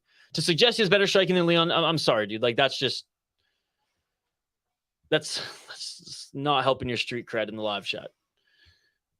And got cranked there was Karroumi. Osmanov is a dog here, man. 2 minutes and 4 seconds on the clock. Inside low kick by Karroumi. High kick by Osmanov. Followed by a low kick as well. I don't think he does. And again, I'm not on an island there. Usman's been beating strikers more in the UFC than Bilal ever has, buddy. He beat a pure striker twice as well in prime Masvidal too. He beat Leon in their first match. Didn't outstrike him, but still. Had a few exchanges there. Bilal won't be able to take Leon down and keep him there as easy as Usman did.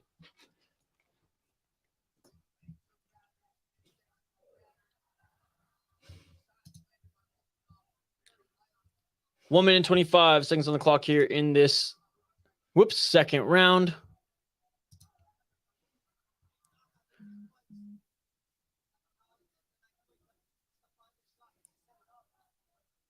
Trying to pressure forward here is Karroumi, but man, Osmanov is just landing the better shots here. Clear second round for Osmanov. Oh, and Osmanov lands a left in the mouthpiece of Karroumi. Flies out. Right back to it. About 5 seconds of break time there.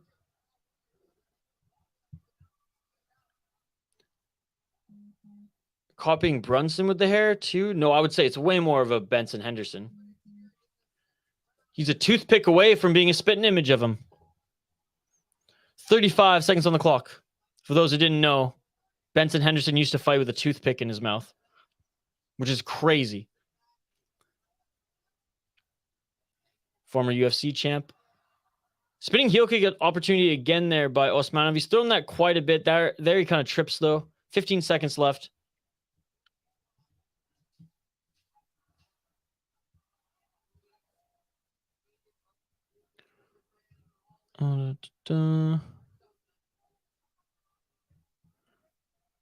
Oh, yeah, Fallon said it too. And that's it for the second round. Yeah, Brunson doesn't even have much hair at all. He goes blonde Brunson. Dude, Derek Brunson, stop. You just spoiled your street cred with that one now. You should have said there's a Brunson in MMA.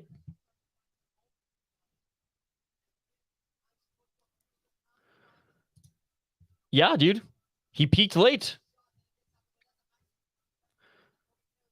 He put together some of his better performances late in his career, dude. Because in his where his prime should have been age-wise, like he was a win-lose fighter, right? He'd win one, lose one, win two, lose two sort of thing. He came into his own late. He caught fire for about 2-3 years, and then he's done.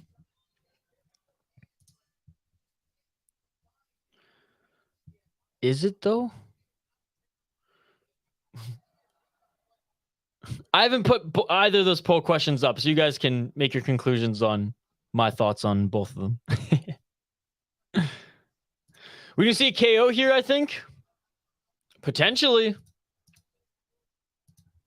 Osmanov, though, he's getting, like, he really wants to land that heel kick, as you can see.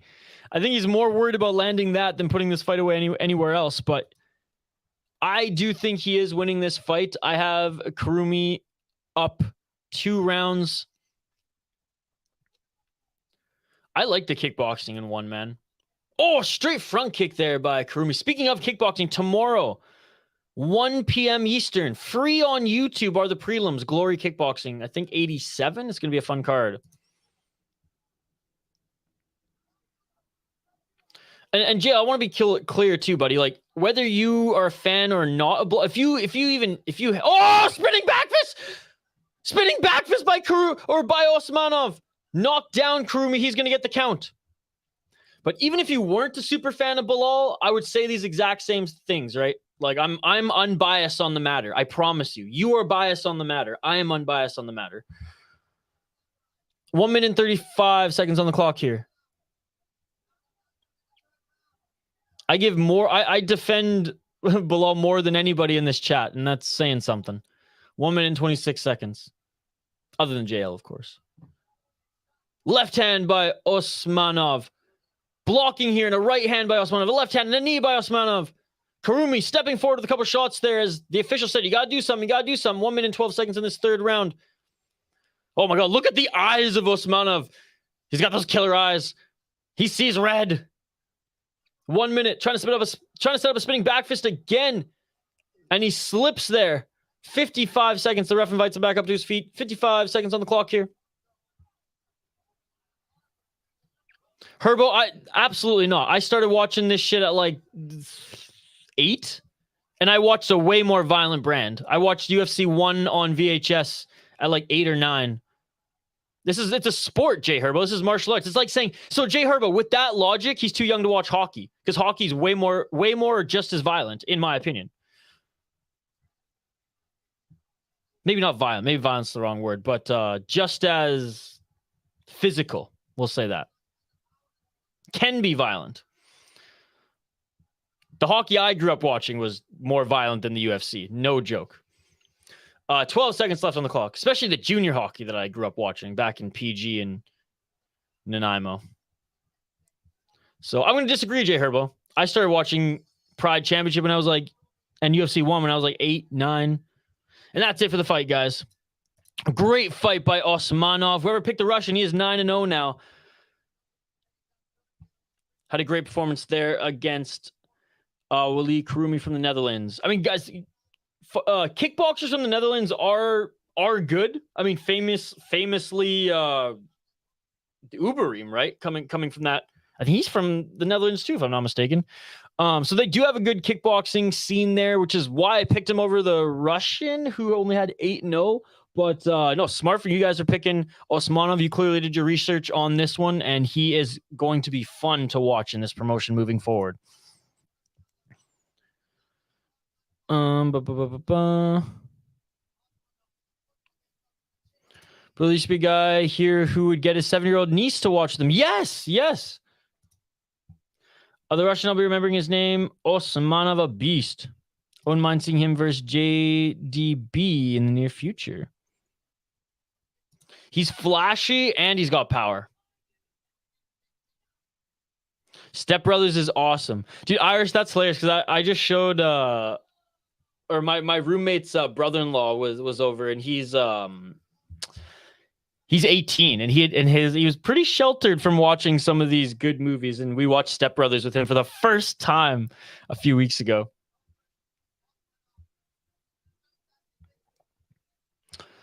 I'm sorry, but that's a lock for my favorite comedy movie. I understand. Favorite movie, you're definitely young. Or that's a low for my favorite movie. Step Brothers, it's a classic. Superbad, I think, is like one of the best comedies I've ever seen. That'll always be up there.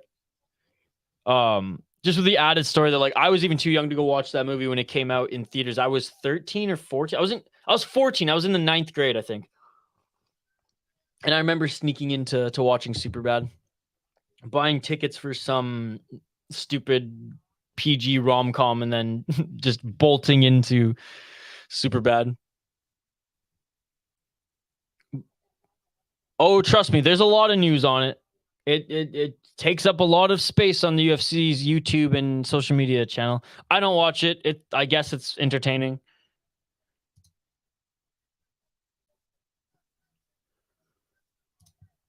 No, fair, but like for comedy, you're not going to put it up there? I mean, I'm not as much of a Step Brothers fan as like I think the masses are. I think Superbad is way up there compared to is way higher on the scale compared to Step Brothers. I honestly think Step Brothers is not even Will Ferrell's like best movie. I would say that I enjoy Semi Pro more than Step Brothers personally. Love me sexy. Dude, that movie's amazing. So yeah, but I mean, if we're putting like all films, all genres, then that's a completely different story. And I think it's unfair to rank comedies up against other movies, like you say, with big stories.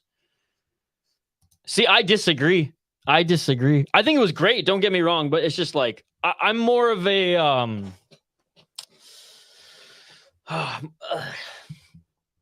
thriller, I guess. Thriller with a good twist. Like think Memento. Think like The Room. I'm more like those kind of outside the box or inside the box if you're watching the Room movies.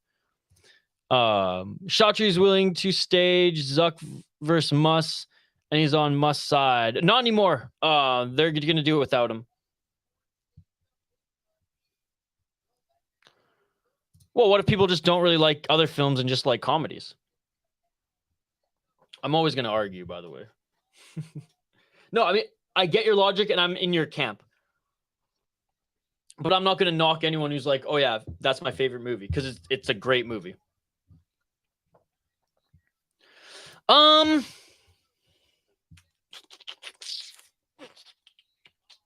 You know what? I think I'm with you. I have them at the same. Thank you, baby Jesus. I have them about the same. For me, Semi Pro is my favorite Will Ferrell comedy. You've seen Semi Pro, right, Jay Herwell? Every sports fan who's seen any Will Ferrell movie has had to see Semi Pro. All right, folks, we are already on to our first featured fight. That's right. We are already on our first featured fight. Halfway through this card already, ladies and gentlemen. Pongsiri, PK Senchai against Fariyar and Aminipour.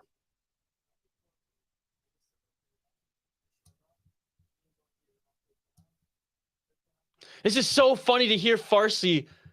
I actually understand quite a bit of Farsi, so that's so funny. Like in their interview,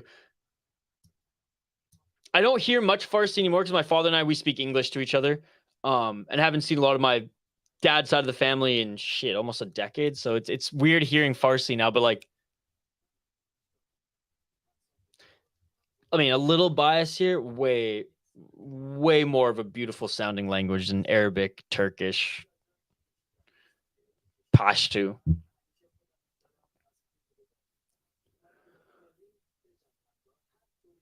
Nice. Dude, Elf is a good deep cut, except it's not as obviously like raunchy or whatever, but like I love Zoe Deschanel, and so I just love them. Elf is a good one because yeah, we watched that as like kids.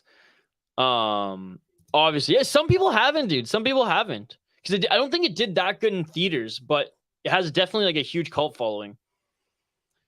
Dude, let me know how it is. It looks funny. Yeah.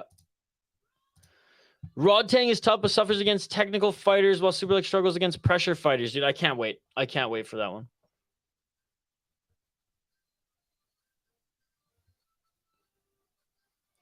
And making his walkout now is Fariyar Aminipour. With some Persian music too. I love it. Training at a Tiger Muay Thai. He's won 3 fights in a row in 1 championship. Split decision, unanimous decision, and split decision. So you got to think he's looking for a statement win in this one. And his opponent, Pongsiri Senchai. What an absolute legend. On a 3-fight win streak right now. Just 3 decisions in 1 Friday fights, but he's no stranger to fighting in 1. He's fought in 1 championship before then, where he has not scored a finish in 1 championship yet either. So you got to imagine that both of these guys are looking to finish the fight here. But regardless, it's going to be a fun one, even if it goes 3 rounds. Featured fight is next, ladies and gentlemen. Then we get to the second half of this card. Again, a big shout out to everyone joining us live here on the channel. Like and subscribe. Ring that bell for notifications so you never miss an upload, so you never miss a live stream. Does anyone recommend RDR? What's RDR again? We're not talking about the MMA fighter, are we? Give me Pongsiri in this fight and give me Pongsiri in bout 9-2. What fight would you like to happen in 1 aside from the confirmed ones? I wanted to see DiBella fight again, and I'm glad that the UFC are giving him. And I think like he should win that one. I'm interested to see if Alizov retires, because he said if he doesn't get the matchup that he wants, he might just hang it up. So that'll be interesting. And I'm excited to see Christian Lee return, and or Angela Lee if she is in the headspace to do so. Superbon versus Superlek. Yeah, when Superlek dismantles Rod Tang, maybe Superbon is next for him. Red Dead Redemption. Oh, yeah, they are. The first one, yes. The second one, no. Stamp versus Supergirl, yes. DiBella versus Daniel Williams. Yeah, I think DiBella is going to beat him. But I'm glad because DiBella was like was in a legal dispute with 1 championship. And we are going to bring DiBella on the channel for an interview. He wasn't able to talk to any media or any outlets while they were in that dispute. As per his lawyer, actually, we were talking behind the scenes. So hopefully we'll get him on the channel soon. And it called Bilal biased. That's Rich coming. JL, but you're biased towards Bilal, so I don't know why you're angry. Bilal got robbed against. What are you talking about, JL? What are you talking about? We're on a 1 championship fight companion here, and JL only cares about Bilal. Not even his fights. Not even his fights. He cares about his game score on the weigh-in show when there's 1 championship going on right now. I'm crying with disappointment, JL. I'm literally shedding a tear with disappointment. If Alizov hangs, then Superbon versus Tawanchai for kickboxing gold. Yes. And Alizov has accomplished so much that like I'm not even going to be upset if he does hang it up. Yeah, it's just like you are far from him. Chucky's ranked amongst the horror genre.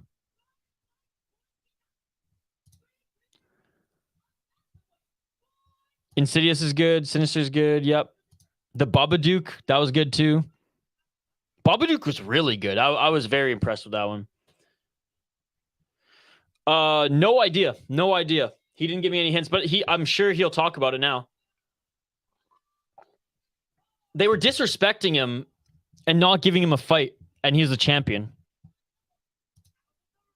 How many fights are left? There are 1, 2, 3, 4, 5, 6 more fights left on the card, brother.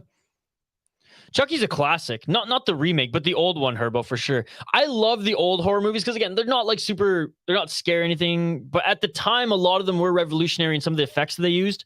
So I do like some of the old horror movies personally. But Herbo, he's a film guy. I can tell. Herbo, you definitely know your movies, which is sweet, dude. I used to be a movie buff, but I'm not even going to say that I'm more like I watch more TV now. I watch sports now. For better or for worse. Mostly for worse. But I do appreciate good movies. All right, round 1. Let's get it on. Yep, 28 days later. I saw that one in theaters twice, actually. That's a good one. No, I don't think it was. That was after, because he was like, I have to get paid. So if you're not going to give me a fight, I'm going to have to leave. They were disrespecting him and not giving him a fight. Nice left hand there by Aminipour. Another left hand here by Aminipour and a shot to the body. Aminipour hits hard. I mean, it could be the case, JC, that probably didn't help, but I do know he signed there after because he needed a fight. They were refusing to give him a fight. I like the classic Chucky personally, like the first one that ever came out. First Texas Chainsaw was good too. All the remakes have sucked since. Scary Movie 3. Scary Movie 3 sucked. Scary Movie 1 was awesome, though. It's pretty bad, Hernan. It's pretty bad. Whole towns have evacuated. Some whole towns are gone. They don't exist anymore. Eastern Canada was burning in June. Now, Western Canada burning in August.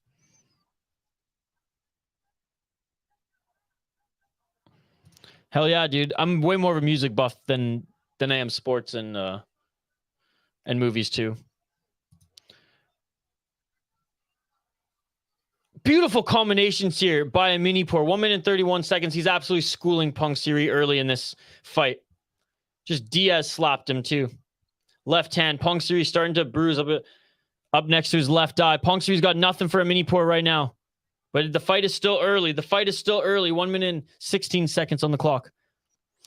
My biggest issue right now, Herbo, is like I don't have time to watch movies. I don't have time to watch shows. I don't have time to listen to too many new albums, although I try to listen to at least 3 new records every week. It's just the thing. I'm streaming on the weekends alone, 36 to 38 of the 48 hours. Throughout the week, I'm posting content and working. So I just quite simply just don't have the time to take in media, film, as I used to. But I respect that, Herbo, because when I was your age, that was the same thing with me, buddy. And those are 3, and I just love the arts, right? So sports is an art to me. Yes, sir. And to California as well. Pongsiri in the next spell get redemption for this Pongsiri. Oh, appreciate you, buddy. No, and I know you're busy too. The fact that you can keep up with all the not only keep up and like appreciate and watch the classics too, listens to the classics as far as music and films go. That's awesome. And appreciate the kind words, my man. And that's it for the first round. Pongsiri pressuring in the second, about 1 minute 50 seconds left in the first round. Pongsiri started to pressure a little bit, causing Aminipour to slow down. Assuming Aminipour has a gas tank throughout the entire fight here. I mean, he has been hitting Pongsiri with the bigger shots.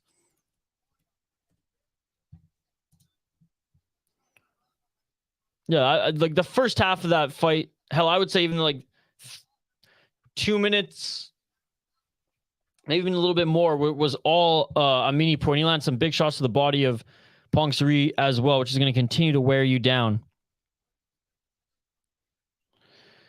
Name the movie All Work and No Play Makes Jack a Dull Boy. Oh, shoot. What's the name? I know exactly what you're talking about. Give me a sec. I'll come back to me, JD. If someone knows the answer in the live chat, you can spoil it, though. 2 minutes, 55 seconds on the clock. Whoa, why can't... It's like on the tip of my tongue. Oh, my goodness. I'm even bookmarking it here, JD, so I can come back to it. 2 minutes and 45 seconds on the clock here. Into this second round. 90s edition. Here's Johnny. So again, I know the movie. I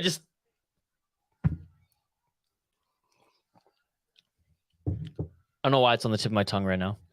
Maybe because I'm just in fight mode. 2 minutes and 20 seconds on the clock. Fight calling mode. I know the movie. I don't know why the name is escaping me off the top of my head. It's like, or on the tip of my tongue right now. 2 minutes and 12 seconds on the clock here. And Pongsiri starting to pressure a little bit more. God damn it. Why, now it's bothering me. 1 minute, 57 seconds on the clock.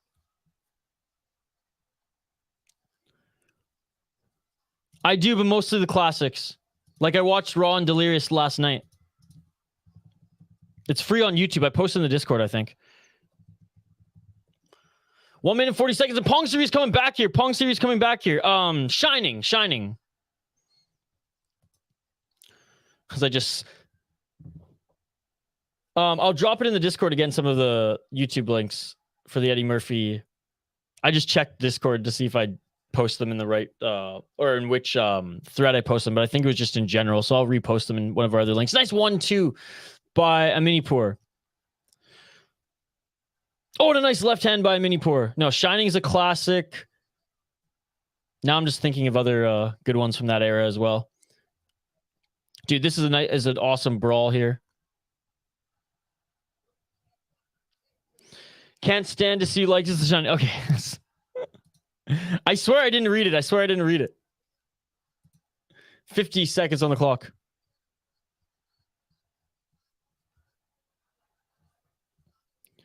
Silence, I kill you. Yes, I have. Jeff Durham, right? 35 seconds on the clock. What is his name? Ahmed. The most generic Middle Eastern name. 25 seconds on the clock. And a throwdown by Pongsiri. I'm having a friend for dinner with some fava beans. Pongsiri decides disadvantage and is getting countered when he's trying to push pressure. I mean, kind of like that Aussie girl and the woman from Hong Kong. And that's it for the second round. I love Chappelle's comedy too. Oh, by the way, I don't know if it's in Canada, but Herbo on the US Netflix, both seasons of Chappelle's show were posted. Were posted there, and I binged the whole thing while I was working last night. Just had it on in the background. Oh man, some of the best comedy skits that I've ever seen. I love that comedy. I love that comedian. It kills me. Sometimes I get high and just watch it before bed. Yeah, dude. Honestly, I like watching comedy in the evening as I wind down as well. Sometimes it riles me up though if it's just too good. But no, I like the classics, dude. Like, obviously, George Carlin's a classic. I love Eddie Murphy's two specials that he did like with a passion.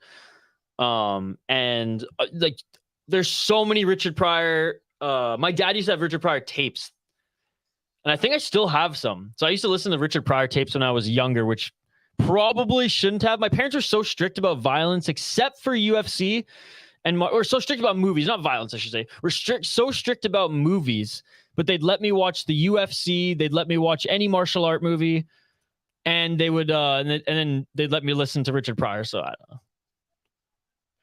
2 minutes and 30 seconds on the clock here. 30 seconds have gone by in this third and final round. Pongsiri's moving forward here, but Aminipour still landing the better shots in the combinations in the firefight in the pocket.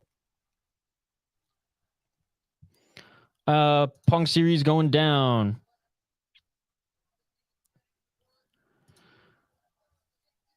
Two minutes and 15 seconds on the clock.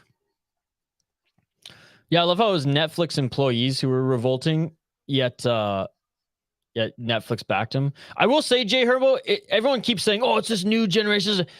This has happened in every generation. It's just louder right now because of social media. And I've always argued that, and I always will. When Chappelle's show was on in 2006, he tried to get canceled.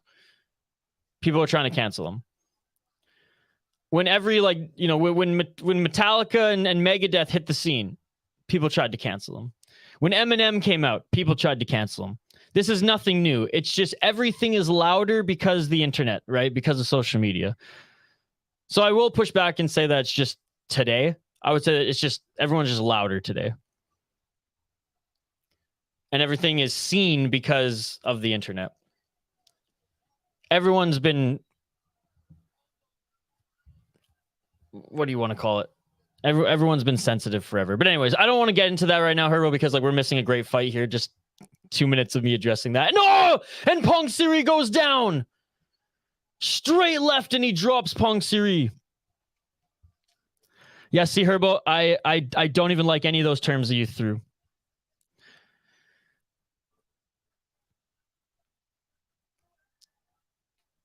So I'm going to ignore it just because I don't want to take it away from this fight right now. 43 seconds on the clock.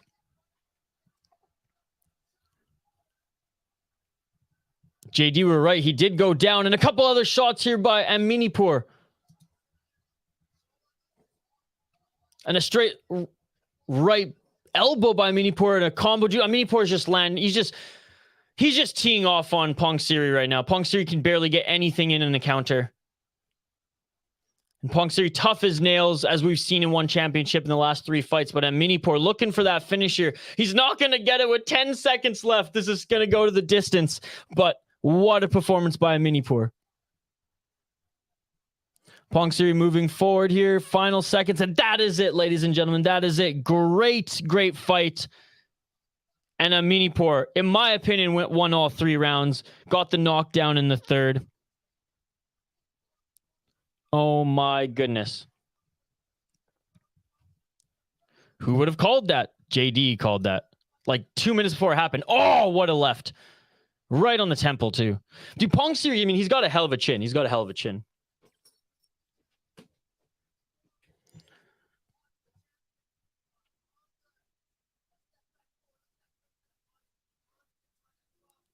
Oh, man. It's funny because Pongsiri took some shots to the temple and the chin was that straight left that dropped him.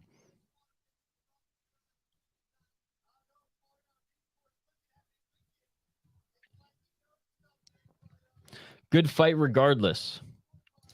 Aminipour turned to Michael Jackson at the end there. Shimon!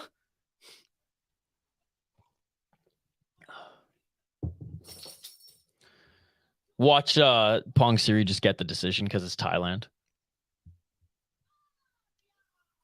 Hey, Fariyar Aminipour with a great win. With a great win. And that's 4 straight victories in one Friday fights for Aminipour, and he takes down Pongsiri, who's on a 3-fight win streak in the promotion. 30 fights undefeated for Aminipour. Man, he's a fun prospect in this promotion.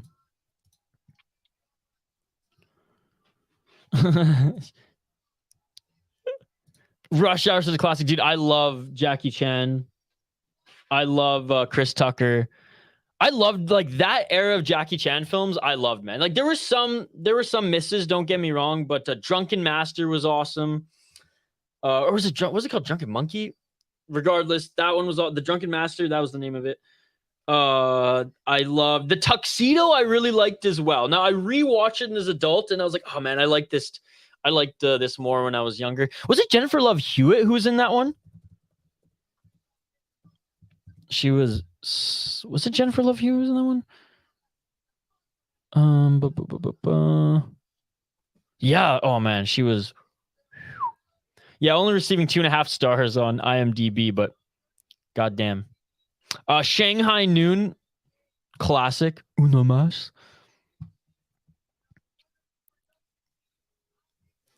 What DeBella should do is build his name fast in line and make one regret making fun of him.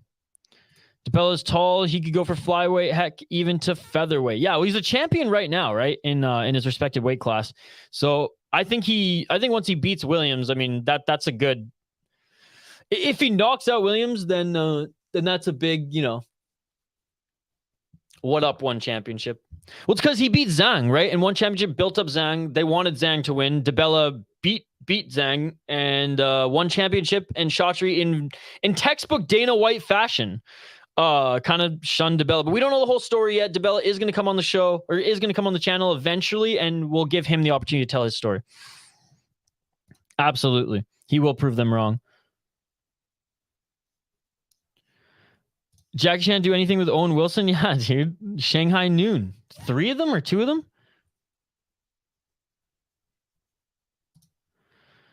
Jay Herbo, Yee, and I predict if one does a Europe card, he be begging for Lasiri and DeBella. Dude, that would be so awesome. Or if they bring one championship to Canada, you put DeBella, because DeBella's half Canadian, half Italian. You put DeBella on that card with like Christian Lee, because he's from Vancouver or trains out of Vancouver. Actually, I think he trains out of Hawaii now, but born in Vancouver. Dude, both the Wilson brothers are hilarious. Props to Williamsboro, throwing hands with everyone and every champ in one. Yep. Yeah, hopefully one championship comes to Canada sooner than later. So they have 4 shows in the United States in 2024, which is going to be amazing. Hopefully in 2025, they, either Toronto, Calgary, Vancouver. Fought Superlek in short notice. Yep, as well as Rod Tang with the bloody fight. Yeah, he fought Superlek on short notice, filling in for Rod Tang. I think there's always more of a chance of it being in Toronto than Vancouver. Always, 100%. Toronto's the biggest city in Vancouver. I think it's always... I mean, you saying just because there's a bigger Asian population that would be in Vancouver? I don't think Christian Lee has that much pull. I think it'd be in Toronto. But look, I'd like it to be in Vancouver. Vancouver over Calgary for sure.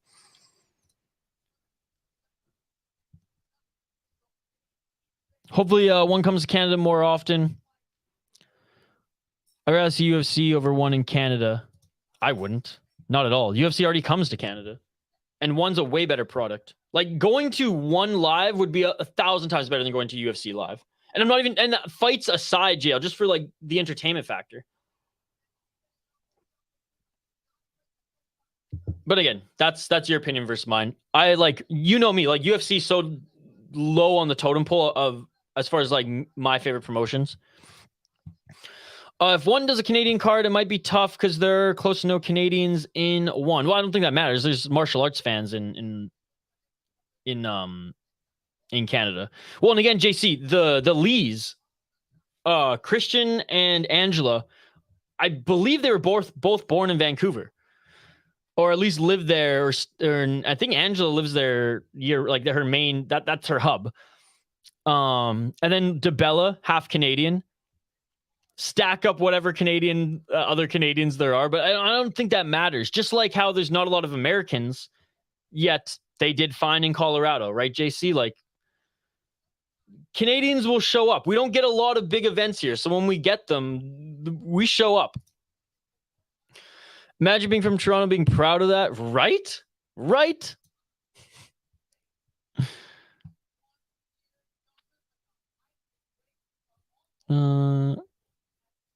It's such a rando guess. Aaron Brewster? Bronstetter. Not Brewster. Said yesterday, UFC is in talks to come to Toronto between January and February next year. Hell yeah. Like, again, the only reason they went to Vancouver was because they couldn't go to Calgary, because they couldn't go to Toronto because of the NHL Stanley Cup playoffs. So there is a possibility that the Toronto Maple Leafs would have been in the playoffs. There's a possibility that the Calgary Flames would have been in the playoffs. So the UFC couldn't book ahead of time. Even as thin a possibility as it was for the Flames, they had to choose a venue in Canada where there would be no hockey interference or basketball for that matter, and that was Rogers Arena. Aaron Boular's Canadian too. Half at least. Yep. He's from Vancouver. A lot of East Indian and Asian population in Vancouver. They did, again, wholeheartedly disagree with that statement. They did fine is disrespecting how well they did. They did amazing. They sold more tickets and standing room tickets than they even thought they would. They actually needed a bigger event. So saying fine is a slap in the face to that, to their show, respectively, Jay Herbo. They did tremendously. Yes, Demetrius Johnson helped. It'd be foolish to not to say that Rod Tang didn't help either. And what's awesome about that is that Rod Tang has that name already in North America. Soon, Superlek will have that name too when Superlek defeats him. But I wholeheartedly disagree and will push back on the fact on the fact that the only reason they did good in the United States, or not even good, you said fine, so you're not even saying they did good, which I'm saying they did excellent, and I'm saying that Demetrius Johnson was not the sole reason. Was he a reason? 100%. Was he the sole reason? No. Colorado has fight fans already. They were going to show up whether Demetrius Johnson was on that card or not. I don't even want to say my opinion. Like I believe that to be fact, like wholeheartedly. He said that they want it before UFC 300, which will be in March. Dude, anytime the UFC come back to Canada, even Toronto, I'm pumped. It has not, JD. Maple Leafs in the Stanley Cup.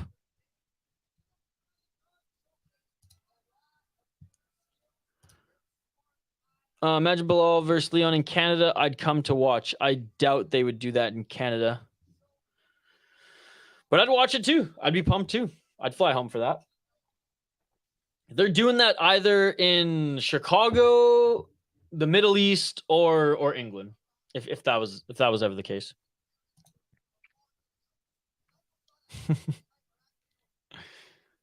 And burns it. Am I right?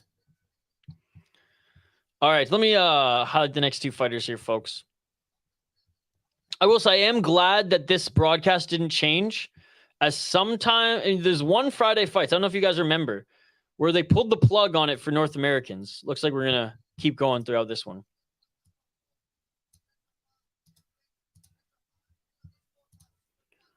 I'm just updating the ticker on the bottom of the screen, and we'll get right back to it, ladies and gentlemen. Appreciate every single one of you joining again. 3 more streams later today. We're doing one championship right now. We're for sure doing PFL and LFA. We're going to try to squeeze in also a UFC predictions video before PFL.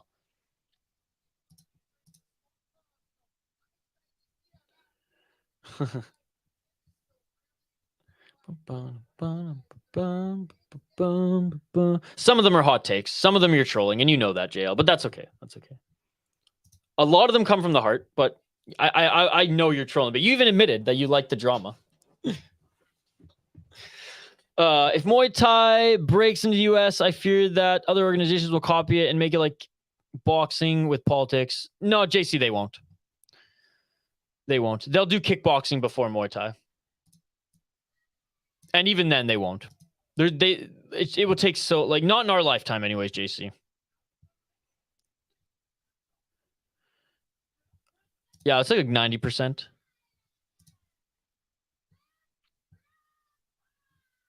Honest by stating hot takes, yeah.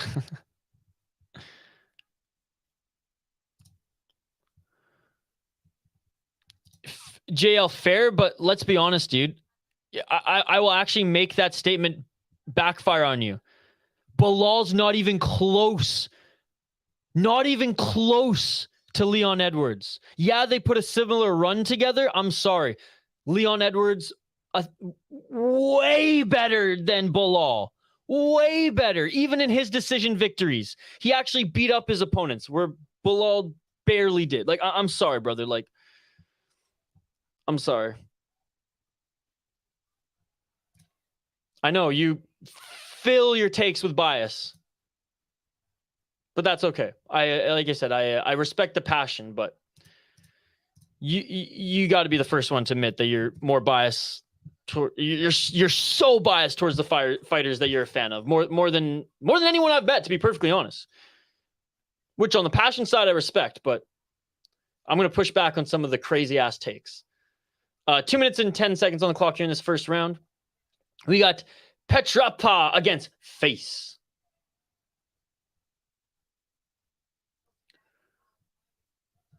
Colby's getting the shot before Bilal, which I kind of am annoyed that Colby's getting that shot.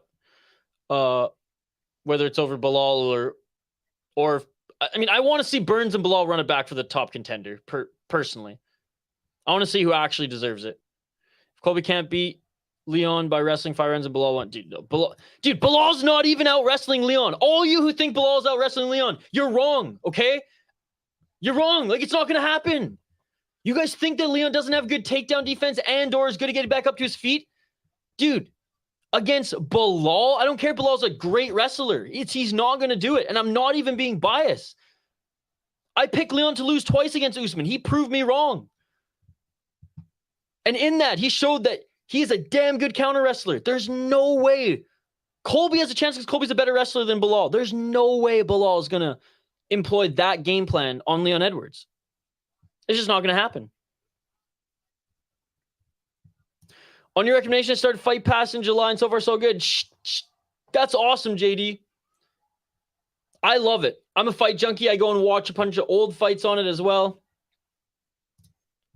God, and I think so. I think so.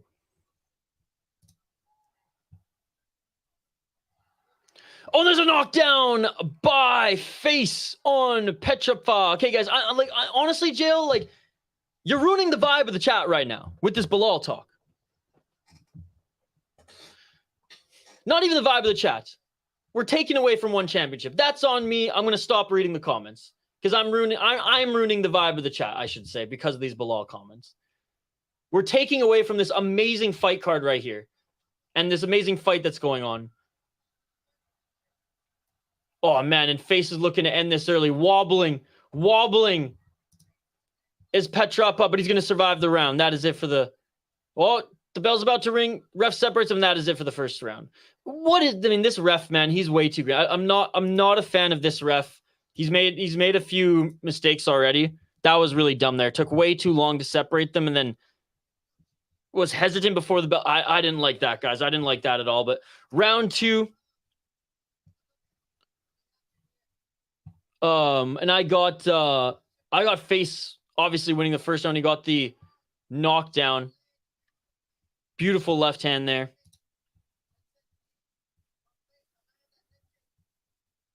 He's not bias, JL. Bias, man. Seriously. Watch fights, bro. Watch the fights.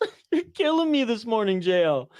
He finally broke me, JL. You win. I know, and you even told me this in the live chat that like your point, you don't come in here to troll, but then you do.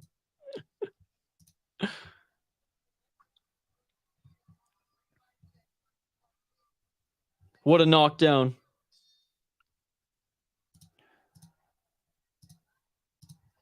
All right, round 2, ladies and gentlemen. And JL, let's say this, and this is coming from someone who's not biased, okay? Not biased, keyword. Bilal deserves the title more than Colby right now, okay? I'm going to call realism. I'm going to call reality. I live in reality, brother. But I'm not going to just bend over to some of your bias-fueled takes. I'm sorry. Watch the fights, man. I don't know what else to tell you. Watch the fights. Yell Shorts is up 10-9. Yell Shorts is going to get the knockout. I think he is. Left hand by Face.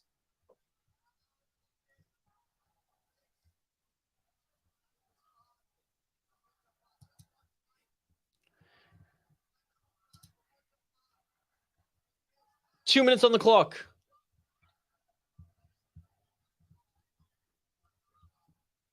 And still moving forward is Petrapha. Right hand by Petrapha. Face slowing down a little bit. Face tried to throw a high kick there. Doesn't land. And they each start to swing in the pocket there. Face looks a little tired. Face trying to employ the uppercut there. Petrapha with the right hand. Petrapha landing some good shots on Face now. Face might have just drained the gas tank in that first round. He's looking way too tired right now. 1 minute, 22 seconds on the clock. Slugfest indeed.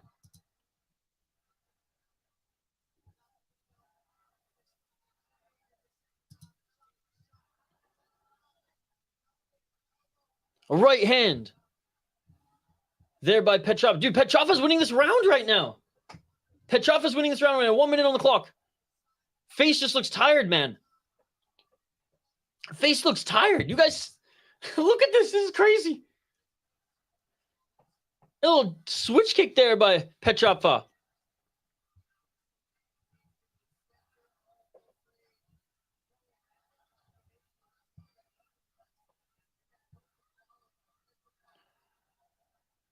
A right hand by Petrapha.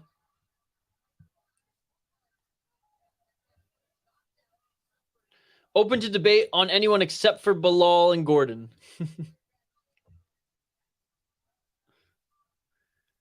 Which, like, I try to, like, throw, like, I get what you're saying on this. Yes, the win streak. Yes, his hands look good against Luque and Brady. But, you know, I can't fully agree with stuff that just, you know, that I truly believe is fact and that I'm not on an island for. End of the second round there. And a great second round by Petrapha Sorsopit.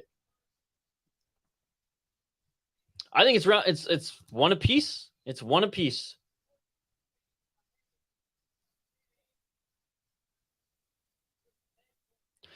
Who said 10-8? Do you hear the broadcast say 10-8? What are you talking? That was not a 10-8 round.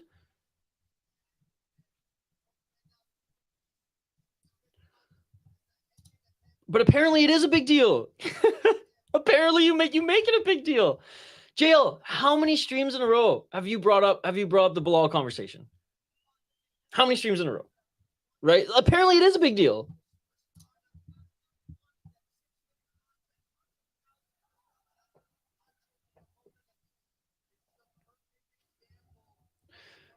I just don't understand why, like, a fighter who we all say is good but not great, and you can be like, I like him, but I don't understand why it has to be a point of conversation for 35 weeks running. 2 minutes and 53 seconds on the clock here. And look, you have a way better case for Bilal than you do Gordon. Well, you shouldn't be. That's the thing. You shouldn't be. When you are on the island, you shouldn't be. I would just say, like, be critical when you watch sports. You can be fan of guys, and you can critique your own guys. I would say the best sports fans are the ones who critique their sports franchises, who critique their fighters, not ones who just blindly show them love because they love them. You know what I mean? Again, I didn't pick Leon to win twice in a row. He's one of my favorite fighters. I picked Beneil Dariush over Charles Oliveira. Charles Oliveira is one of my favorite fighters. You know what I mean? Like, you can be critical. 1 minute 55 seconds on the clock. Herbo, I mean, and Herbo and I've had hockey takes. He's dunked on me. I've respectfully dunked on him. But you know what I mean? And it's okay. But at the end of the day, like, we can agree to disagree. But like 35 weeks, dude. 35 weeks. 1 minute and 34 seconds on the clock. And the fact that you're shocked shocks me. That you have that little of an open mind to be critical on the fighters that you love. 1 minute and 22 seconds on the clock. Dude, he's tired, man. He got tired in the second round, but Petrapha slowed down quite a bit as well. This third round, it's pretty close. It's pretty back and forth. What do you guys think? Who's winning this third round?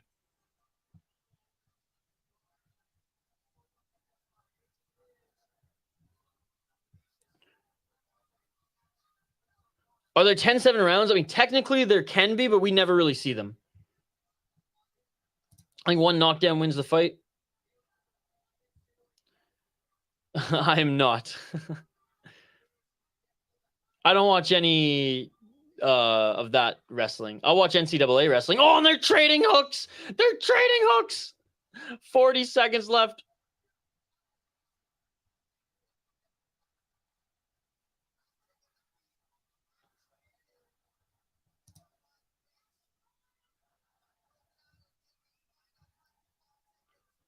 That's all I'm saying. And then everyone won't get so fired up in the chat too. If we all actually, you know, go back and forth a little bit.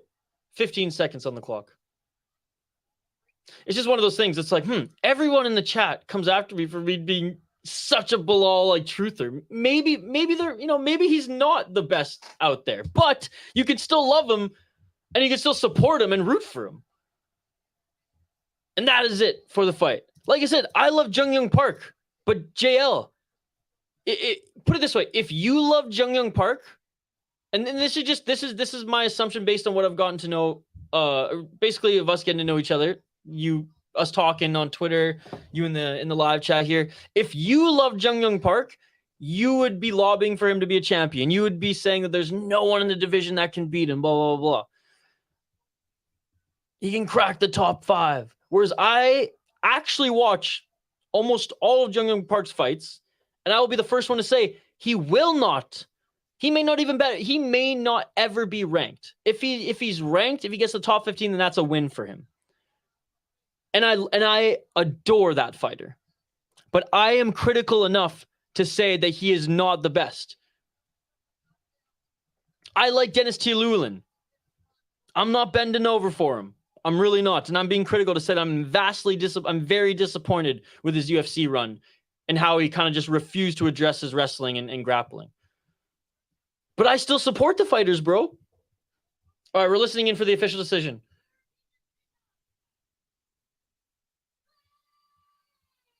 And Face wins this one. He wins by majority decision. So it looked like all the judges kind of had it how we saw. He won the first round. Petrapha won the second round, I imagine, and Face won the third. I don't know even what war you're referring to, Herbo.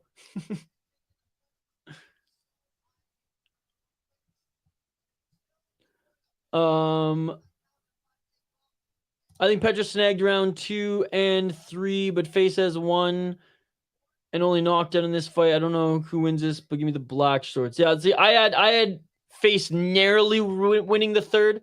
Could have been a split decision for. Easy 29-28 for the black shorts.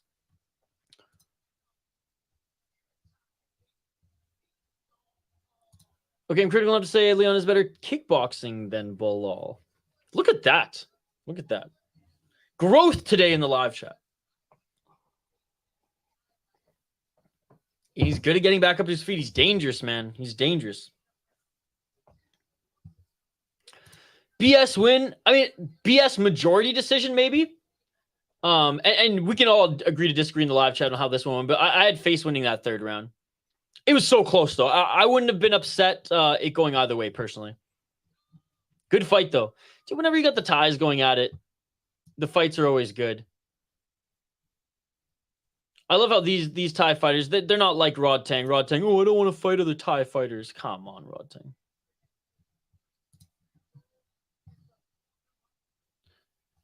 Damn. That's sad. That's been going on for a few years now, man, so. It's crazy to think that like the unrest in Syria is still going on, too. That's been going on since what? The Arab Spring was in 2011? Crazy. And then the UFC just announced Big Mouth versus JDM in September. I thought JDM was gonna fight. So he's fighting Kevin Holland. Wow, big step up in competition for JDM.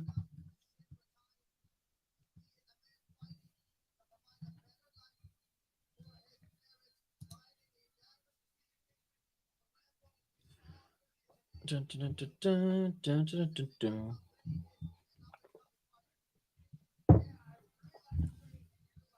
All right, next fight here, folks, coming up. Dun, dun, dun. I love the intro music here. Who's making their... Is this for Surachai? He's just walking into some metal music? I dig that. Let's go.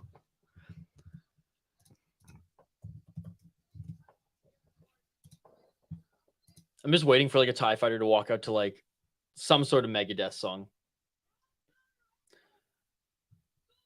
Like Peace Sells or something like that.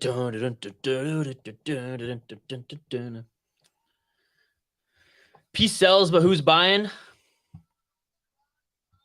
Okay, so no, it was Singdomthong who made their walkout there.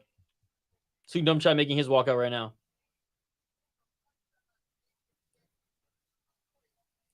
Hollow submission, easy guillotine probe. I'm curious to see JDM's like grappling and wrestling when he's not pulling for a guillotine, when he's not 2 weight cuts in. I do think it's better than we think, but yeah, the grappling of Big Mouth is not to be fucks with. Holland might get pieced up like Brown. That is true, though. And that's another thing to take into account, Jay Herbal. JL does have a point there in that against lankier opponents, JDM did have a blueprint. Now, it could, like, Holland is better than Brown, don't get me wrong, but he did tag a rangier opponent. Now, I do think Randy Brown wanted to stand and bang with him. I do think Kevin Holland will want that same thing. Calling it now, a first UFC card or US card will be in January. Probably the end of January. I could see that. Well, okay, but Jay Herbal, I'm actually going to side with JL on this one, buddy. JDM definitely did not look good in that one. 2 weight cuts, 2 different opponents. Like his fight IQ was way off there. And again, maybe that's the norm, but that was the first time where we saw JDM actually not have not think the fight through well, be out grappled, and actually just not look good. And I'm personally not gonna make an excuse, but I'm not gonna put a lot of stock in that one just because of how that week went. Yeah, see, like I'm siding with JL on this one for sure. If you're a superstar, that shouldn't be an excuse. Also, he was the one pushing for the UFC to get him a replacement. Oh, so you're just going against JDM right now. Okay, let's go then, Jay Herbal. Let's spar on this one. He didn't make the excuse, and I just said, we're not making an excuse. I'm not going to put a lot of stock into a fucking fight where a guy has 2 weight cuts, had no time to prepare for opponents, and it's not an excuse. He got schooled in that one. He lost that fight. Did he lose that fight?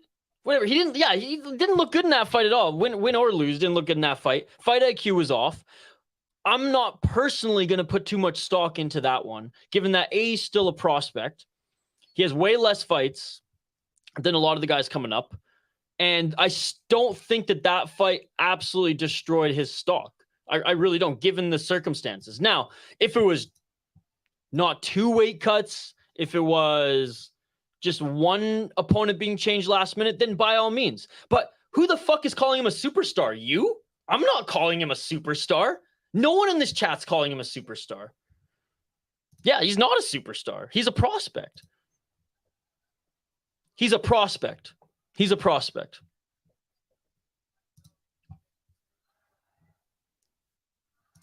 Again, I don't see it. I didn't see the hype behind him like a lot of the other fighters being hyped. He's definitely a prospect that people are talking about. I personally don't think that the hype is that big behind him. But it's like the hype behind him wasn't even as close as it was to Patty, which is hilarious. So there is a hype train. Do I think it's huge? Do I think it's superstar like these words you're throwing out? Absolutely not. But you think Holland's going to grapple with him? You don't think Holland's going to try to stand and strike with him? You truly think that's what Holland's going to do? See, that's interesting because Holland likes to stand and bang. I don't believe that's going to be the case. I think he might adjust to that in the fight. I don't think that's how the fight's going to start at all. He ain't no Aljo. He's a kung fu fighter first. Oh, and a nice push kick by Singdomthong.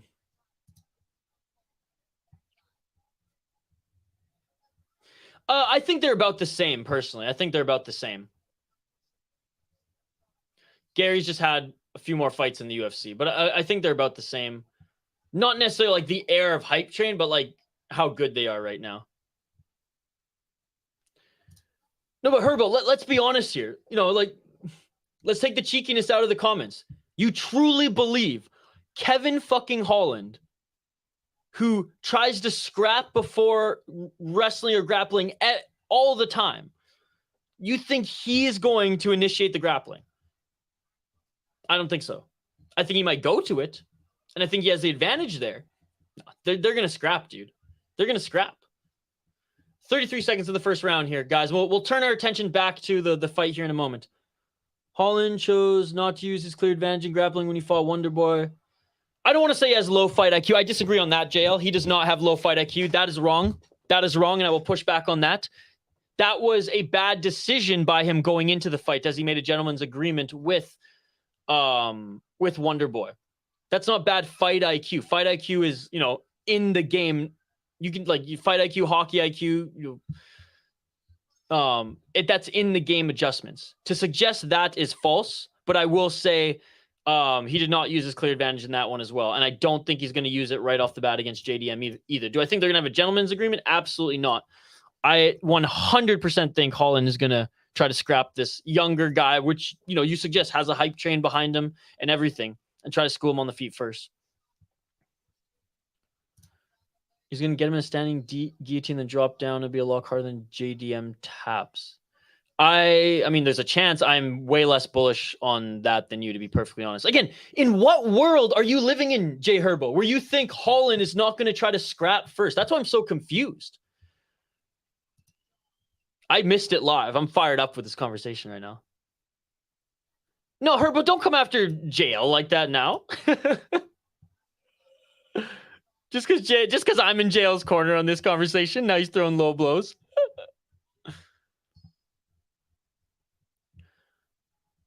Holland had Wonder Boy in the... Well, again, JL, it's like you make statements without knowing the context behind it. Let's just say, watch the fights, do your research. They chose before the fight even started. They even made commercials and shit before that to not do that. It wasn't in it. Fight IQ is a different term. It's a different term, JL. That's, your sport IQ in fight to make adjustments. Now, if they didn't have a gentleman's agreement, then you could blame it on fight IQ. But they did. So we all knew that was going to happen. Has nothing to do with fight IQ. And the red herring comes out again. JL has to throw a red herring in to skew the conversation a different way. Yeah, but Herbo, again, now potato. I know what you're saying, but you're saying the same thing. It's a grapple, sir. It's a grappling. What's up, mates? What's up, Gravedigger Joan, one of our other exclusive members here. Again, I don't know what world you're living in, Jay Herbo, where you think that he's not going to scrap, but I hope you're right. So you can dunk on me for this one. But I have no idea what world you're living in where you think Kevin Holland's going to go for ragdolling over scrapping.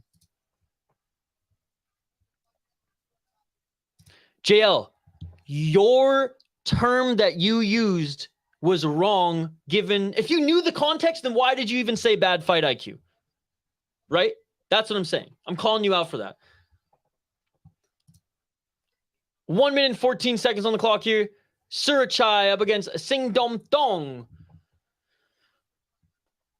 And I'm going back and forth with the live chat talking about the UFC. I have no idea who's winning this fight, guys. So my apologies. We'll turn our focus back to it in the third round here. Just having my morning coffee. Just having my second morning coffee. Cheers to you, Gravedigger Jones. Cheers to JL and Herbo, too. We're fired up having some good conversations in the chat this morning. How is it the hot take? How is your incorrect definition of fight IQ? How is that me having hot takes?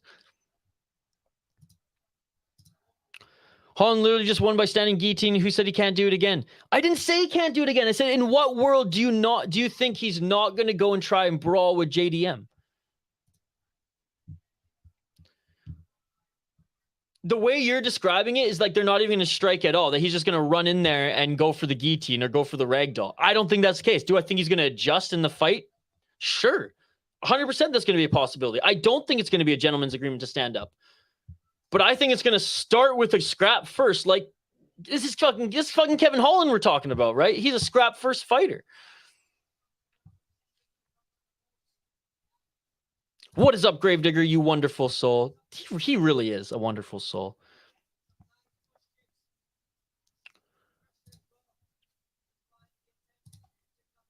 Darce choke after schooling him on the feet. Oh, yeah. He had him guillotine, then dropped to Darce choke. Holland, round 1 finish. I'll just leave my prediction here. So what's this conversation about? It's about Holland versus JDM. Because that fight was announced. I think they're going to scrap for at least a round, personally. I think they're going to scrap for at least a round. Gravedigger Jones, you joining us for any more streams later today, buddy? We're doing PFL as well as LFA. You streaming it at all today, Gravedigger Jones? I tuned into some of your stream. Was it yesterday or the day before?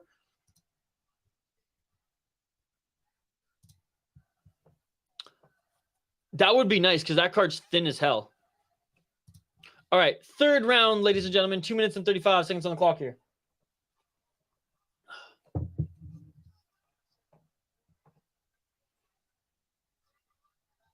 Two minutes and 28 seconds. And from what I've had one eye on the fight as we've been engaging in the live chat. And again, I appreciate the conversations, guys. Don't let me getting all passionate steer you away. I absolutely love it. Keep the comments coming. I was a little tired this morning. You guys woke me up. We're buzzing here. 2 minutes on the clock here. Knees in the clinch.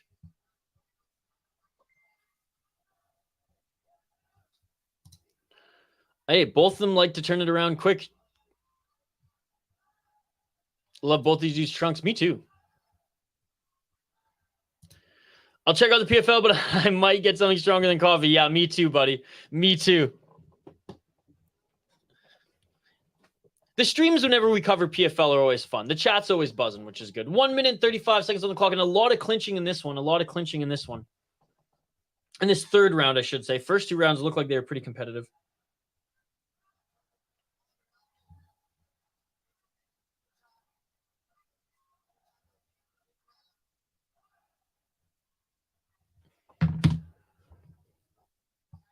And the commentary suggesting Surachai is needing the big round. Guys, who do you have up in this fight? Again, first two rounds, I was engaging more in the live chat, so I only had kind of one eye on the fight.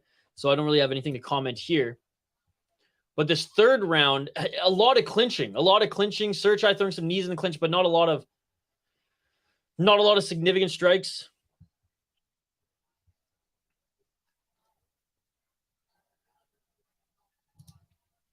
Is Pacheco gonna get her third first round finish against her opponents? Minus 300, probably. I think like I said, I think she's beat her. Oh yeah. She's beat her twice before a first round finish. It's hilarious. Isn't there a girl named Neil fighting tonight? She's hot too. In PFL? I'm not sure, dude. I'll take a look though. 22 seconds on the clock here. And Surachai trying to trade a little bit as he enters the clinch. 10 seconds here. Yeah, this hasn't been the most exciting round. First two rounds, again, when I wasn't paying attention, looked like they're exciting. All right, final seconds, and that's it for the fight, ladies and gentlemen. Good display of respect by both of them. Both of them put their hands to this guy. All right, so JL, Herbo, JD, everyone, Gravedigger, everyone who's watching this fight, let me know who you think won. As again, first two rounds, I was mostly engaging with the live chat, so I kind of missed the action here. Third round, too close to call because they were pretty much just clinching. But let me know. I'm surprised how many decisions we've been getting and 2 retirements. Kind of a funny card. Good fights, though. I think Red Shorts won. Okay.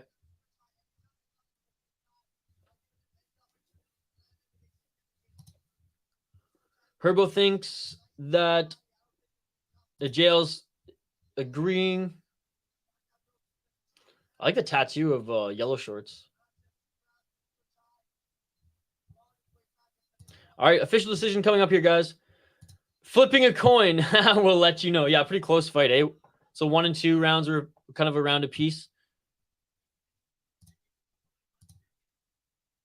No Bisping tomorrow.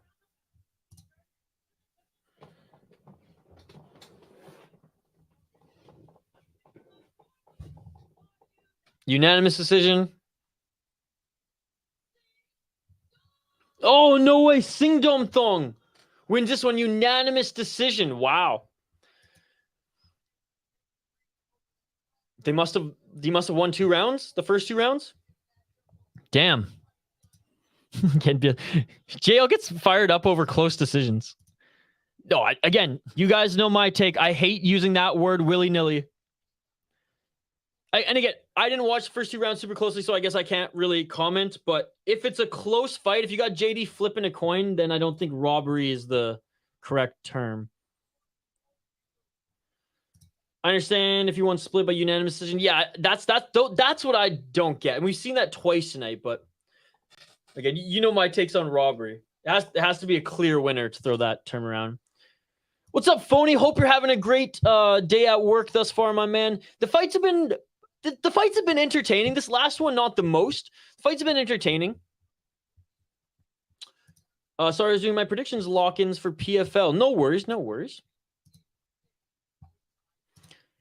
Oh, we got to Catchweight more. Yeah, so both of those decisions that we were like, we could go either way on. Like, I honestly thought they were going to be splits too. I guess pressuring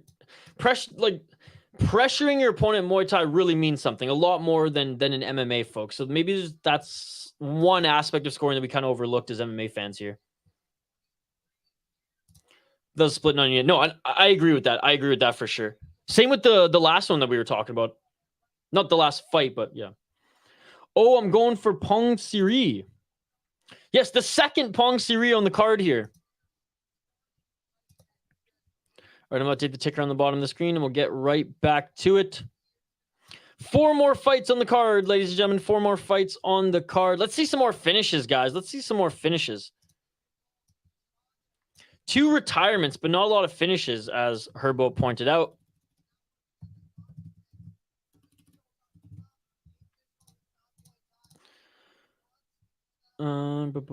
Eastern name is Caitlin Neal. Second fight on PFL. Some pictures. She looks mad, but other pictures she looks heart eyes. This is the Pongsiri I was looking forward to. So I've seen the other Pongsiri fight a lot more, so I'm kind of looking forward to watching this one fight too. All right, who the heck is this girl that you're talking about? Caitlin Neal. Oh, hello. Yeah, she's cute. Oh yeah, I know this fighter. It's funny that she's known for being an internet personality more than she is a fighter.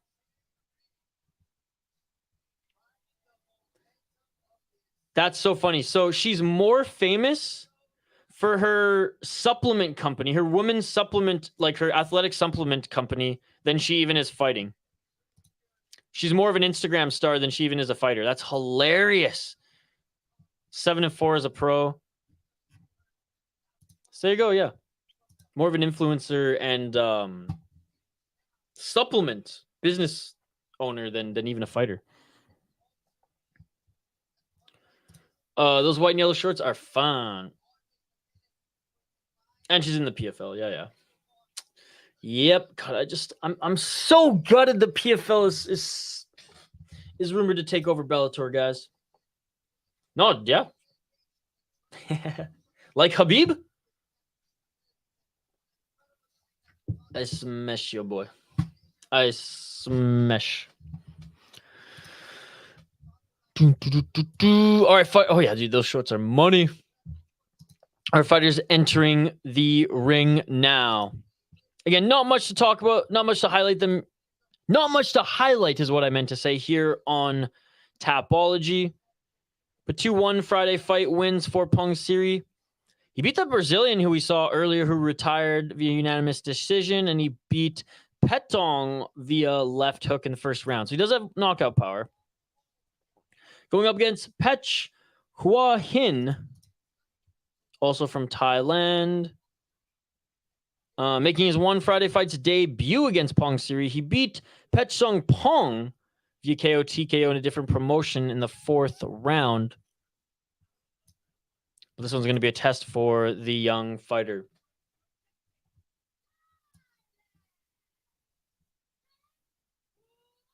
All right, fighters being announced in the center. I will smash you.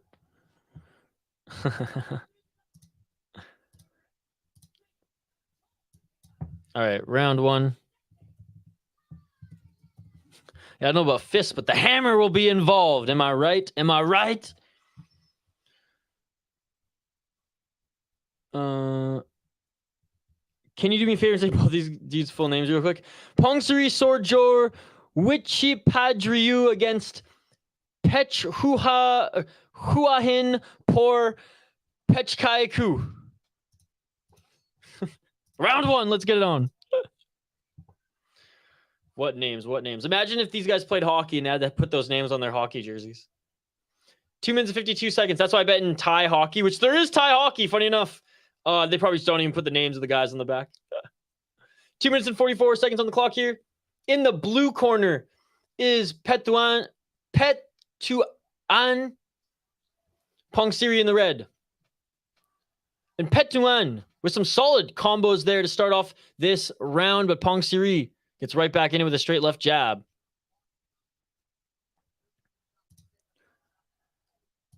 Pongsiri has those strong kicks. Yeah, I'm getting better with the Thai names. It's some of these names from like Poland and things like that that are tough. Ooh, good body shot by Pongsiri. And answering is Pethuahin. Big leg kick by Pongsiri. And a 1-2 by Pethuahin. This one could be a brawl, ladies and gentlemen. Someone could go down with this one. The way these guys are throwing early.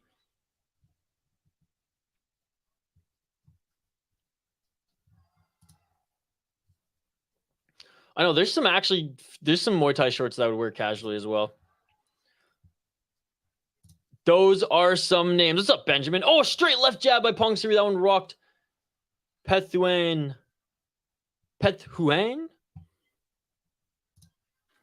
And Obsidian fits to match as well. Absolutely, Gravedigger. Absolutely. He does look like he has a little bit more muscle on him. Good body kick there by Pethuahin. I don't know. Sorry if I'm butchering his name. And a 1-2 there by Pongsiri. I mean, they've just been going back and forth, guys. Back and forth with the shots here.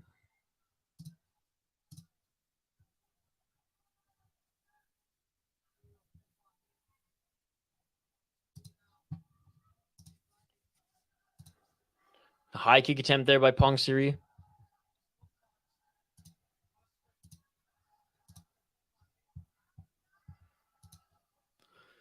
$20 seconds on the clock in this first round. They both been wobbled already. They both have each landed some decent shots. What? Because I showed it off a little bit.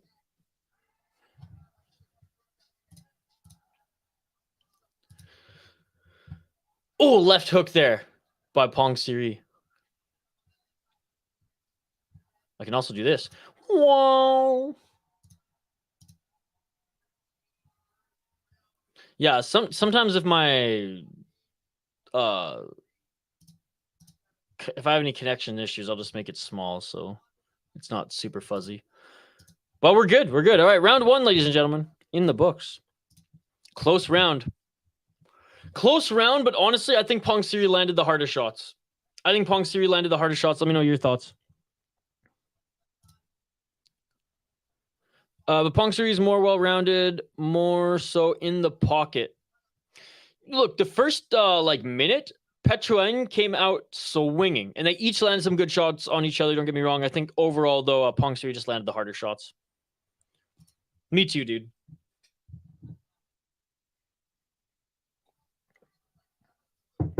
All right, round two.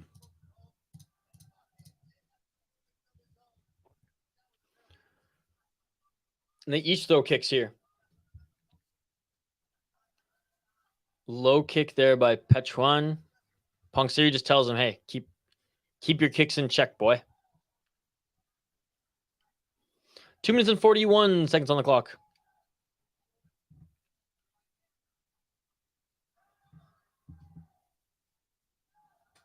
Two minutes and 30 seconds. And a nice left hook there by Pongsiri.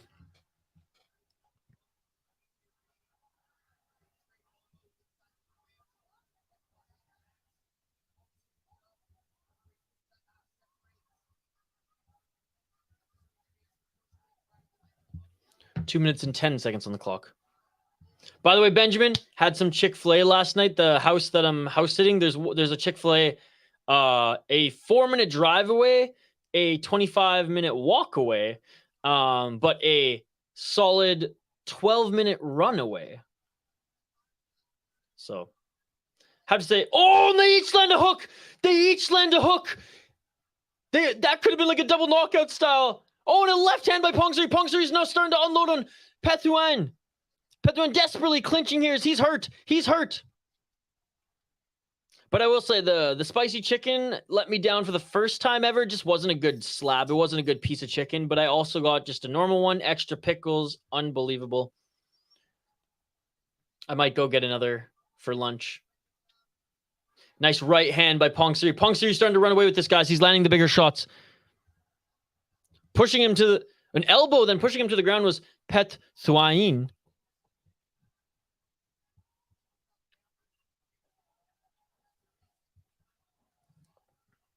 It's only 10:30 and my brain is already exhausted from work. Oh, man. Well, keep grinding. The weekend is upon us, sir. 40 seconds on the clock. Dude, you don't see them often, but they're fun. Oh, I mean, this one has just been back. So far, I think this has been fight of the night. Go with the grilled cheese club for lunch. It's delicious. All right. Never tried that before. Left hand there by Pethuahin. He's an electrical engineer.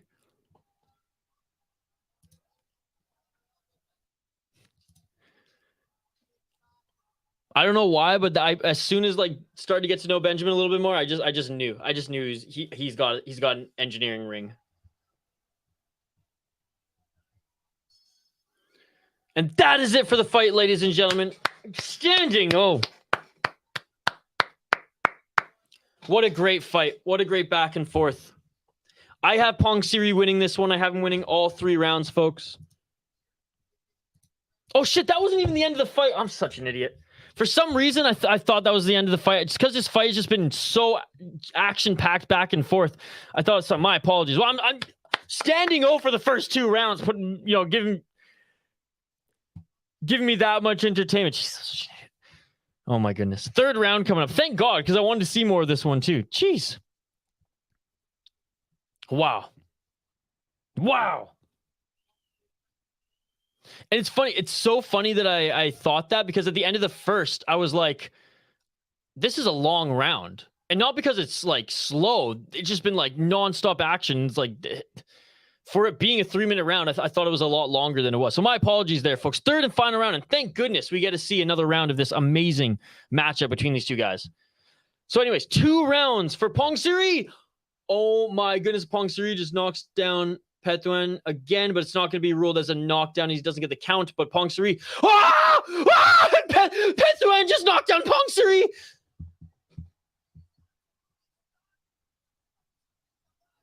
Pongsiri survived that one. They're back at it. He gets the count. 30 seconds in, 2 minutes and 20 seconds. They're just throwing bombs. This is insane. I'll get back to your guys' comments in a sec here, but this is unbelievable. JL doesn't care about this fight at all. All he wants to talk about is Bilal and Aljo. And are you not watching this, JL? Are you not watching this? This is tremendous.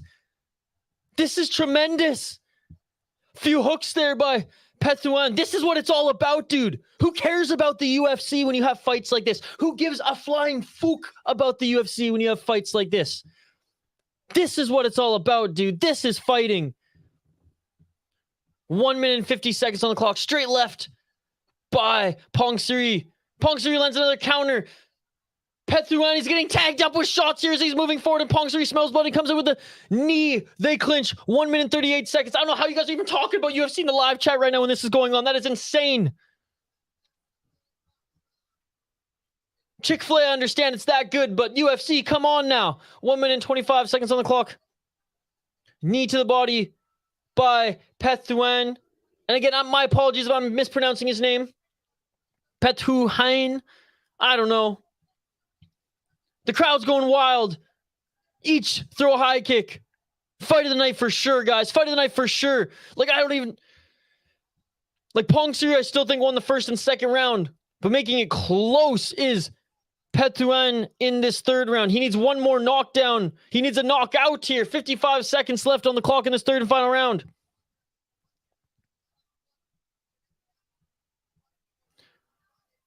You can't multitask, JL, or you're going to miss it like I did earlier. 1-2 by Pongsiri. If you multitask like I was earlier, you miss rounds, brother. Step in right elbow. Man, what a fight. Short right elbow by Pethuahin. Not sure if it landed clean on the break there. 15 seconds left. Body kick by Pethuahin. Final 10 seconds. They clinch. Ref trying. Come on, man. These refs are so soft these days. Come on. Separate them. And that is it. God, the refs on this card have been less than stellar, taking their sweet ass time with separating them. Your job is to separate them as quick as possible so they can keep fighting. Stop lollygagging. Great fight, but fuck refs. There's two that I think are new that I'm unfamiliar with who have just been not good tonight. Terrible's a stretch, but not good. And this guy is one of them. Anyways, unbelievable fight, guys. Unbelievable fight. Wow, I am buzzing right now. I am buzzing right now. All right, let's get back to some of these comments. No way, Aljo's 5'7", Aljo's 5'11". Even when they were both wearing low heel shoes, Aljo looks maybe 2 inches shorter. Yeah, most of the time, like their heights are off of Tapology and the UFC website. All right, we're listening in for the official decision.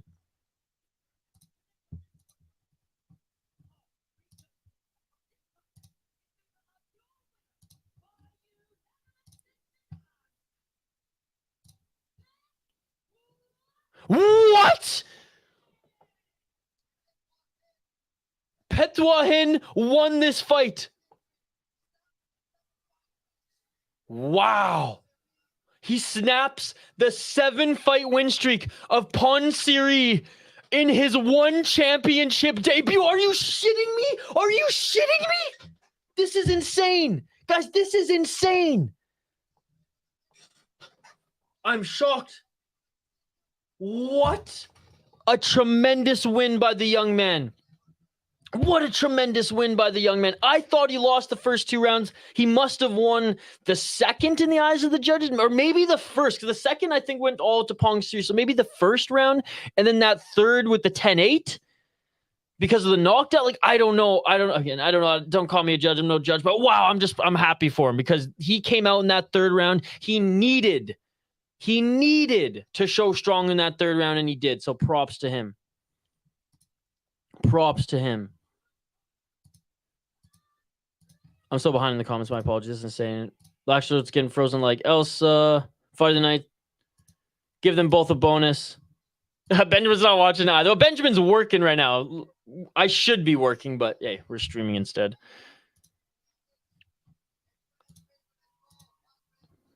A lot of hugging last match. Yeah. Amazing fights by these two. How about that PFL, though? We're doing that tonight. Called it unanimous. There's been a few weird unanimous decisions. Because you got the knockdowns in the third round. Winner, cat dinner. These judges suck, though. 3 unanimous decisions were all splits. Yeah, like, I don't have a problem at the end of the day with the winners, but I think they were way closer than how the judges scored them.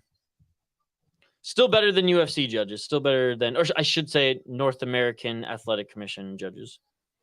ACB judges. That's more than a freaking split than a unanimous. Yeah, I don't think he should have won unanimous, but I'm happy for him. He did enough in the third round to make a case for himself winning. And again, I had Pongsiri winning the first and second round, but I guess some of the judges had, or I guess the judges, not I guess some, the judges had Petch winning the first round, which is interesting. Anyways, wow. The fight delivered, though. Regardless of the outcome, the fight delivered. All right, featured fight coming up here next, folks. Panrit, he's always fun to watch as well, guys. Some awesome names here on this next one. We have Komawut FA Group against Panrit Luke Jaumasewari. Say that 10 times fast. Exactly. Same issue. I have no issue with the winners, but just sad seeing they aren't splits when we know they are. Kind of had Peth winning round 1, to be honest. There you go. There you go. JL, it changes a lot, though. It changes how the sport is judged. I'm not brushing it off as easy as you are. Not at all. Split decision. Of course, it's still a loss, but don't you want the judges accurately judging the fight at the end of the day? I'd rather have the right decision at the end of the day. I'd rather have the right scoring at the end of the day. That's what we're talking about. Some splits are ridiculous. Jan versus Aljo. Aljo versus Cejudo. I mean, the Jan versus Aljo, that one a little bit. I think Aljo very much won that fight. Aljo versus Cejudo, no issue with the split at all. No issue with the split at all. That was a close fight. That was a close fight. And if there were the global rule sets, Aljo would have been destroyed. But he just curling up in a ball in front of Cejudo. If this was one championship, he would have had his skull cracked with a knee. Wouldn't it be nice if we lived in a perfect world and there were finishes in every fight all the time? Or just like 3-round wars all the time. Like, I'm not one of those who needs to finish every fight. I like them. Don't get me wrong. But I am just as okay with like a 3-round slugfest. All right, guys. But yeah, either or. All right, three 3-minute rounds again, guys, as we have Muay Thai, Muay Thai till the end of the card. The last 3 fights are Muay Thai. Shout out to the kickboxing fight earlier. That was a lot of fun. And the 2 MMA fights, too. 2 finishes in the first MMA fights on the card. All right. Like I said, Panrit lost his last fight to Ferzan Sishek via left hook in the 3rd round. Before then, beat Pied Sanlak Senchai via unanimous decision. It does not have a KO in one championship yet. Komawut, though. He's no slouch. He is no slouch. 2 ties going at it again here. Lost his last fight to a Senchai as well. Avatar PK Senchai. In the rematch as they fought 1-1. Beat Sen Siri. I mean, this guy's just been fighting all the Senchai. But 2-1 in one championship. All right. Featured fight coming up here. Thai versus Thai. Muay Thai. 3rd last fight on the card, round 1. Let's get it on. Oh, in that regard, yeah, of course. In that regard, yes.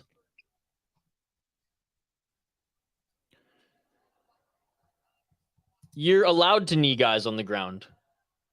Like, if you're on the ground, you're allowed to knee guys on the ground. So Aljo, with that logic, Aljo is not using the tools that he's allowed in the UFC.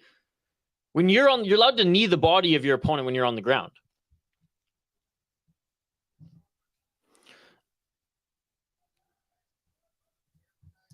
But Aljo, in fairness, like when he goes to the takedowns, he's going for the back first and foremost, right? So I don't think Aljo would utilize that in his game plan much. Now, if the opportunity was there, of course, JL. But Aljo puts himself in opportunities to get kneed in the face. But because of the UFC and their sissy-ass rule set, Aljo can work within that. And I don't blame him. I'm just saying the rules suck. Nice right hand by Panrit there. As Komawut moved forward there. Panrit with a nice knee attempt. I pick Panrit to win this one. I'm with JL. With the global rules, Aljo will probably be even more dominant. And hey, Like I said, if he has those tools available to him, he'll probably use them. What I'm saying is, if he keeps fighting like this with the global rule set, he's going to get kneed in the head. And if he fought Cejudo with the global rule set, Aljo would have 100% lost. He would have got knocked out, TKO'd. But, Benjamin, I agree with both of you in that the global rule set is just better in general. And most fighters can probably take advantage of it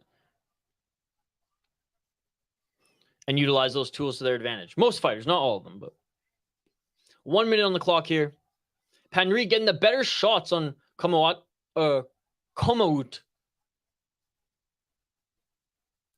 Early in this fight. Body kick. They each exchange a body kick. I have no idea. I'm going to just guess Panrit, but I have no idea.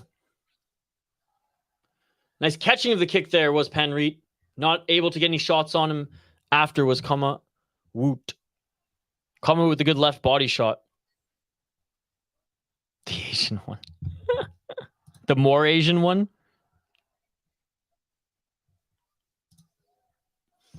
21 seconds on the clock.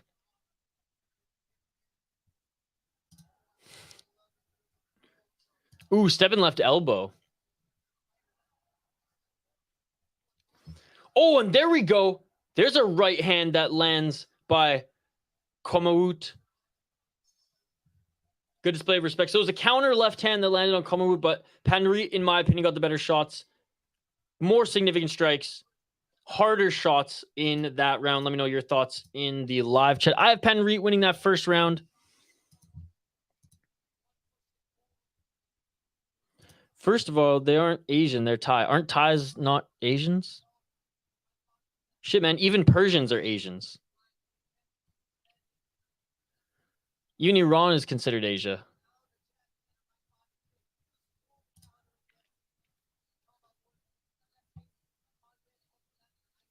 Oh, man. Komawut did land some good body shots there as we look in the replay.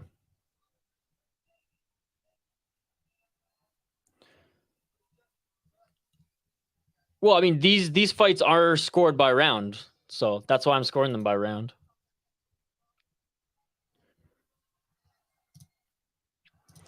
That solves it then. Adesanya isn't African, but Drickus is. There you go. 2 minutes and 45 seconds on the clock. Second round just begun.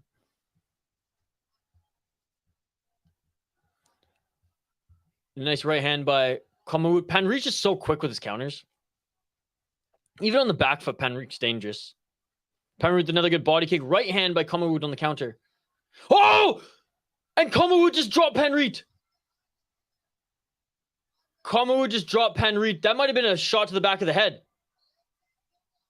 His legs are still wobbly. The ref allows him to come in. This ref is good. I like this ref, by the way. Left hand there by Panrit. Komawut might have landed that shot to the back of the head. We might have to take a look at the replay, but Panrit is rocked. Panrit is rocked. And Komawut walking forward, pressuring Panrit to the ropes. 1 minute and 58 seconds left. There's still a lot of time here.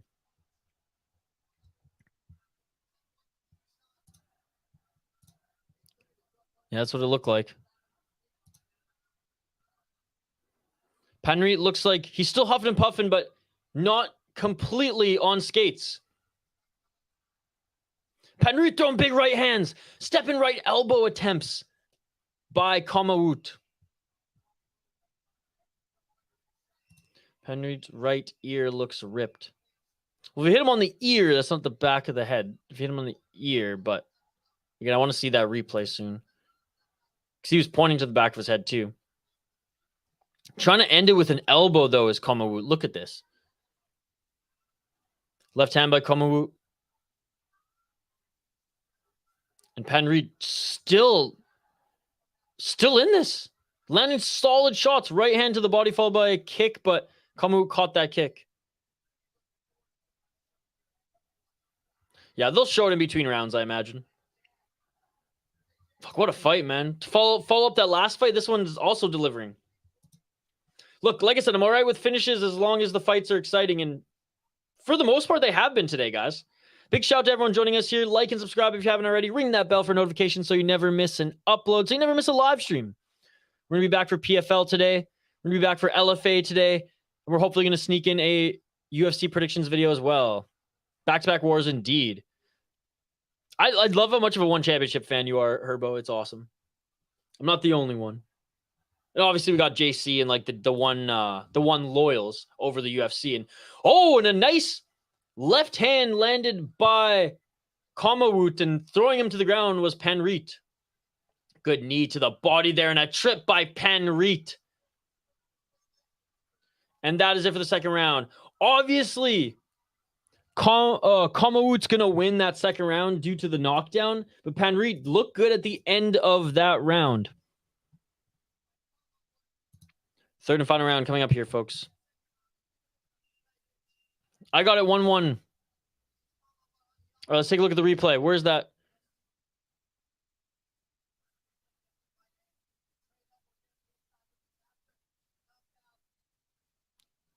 All right, where's the knockdown? This must be it.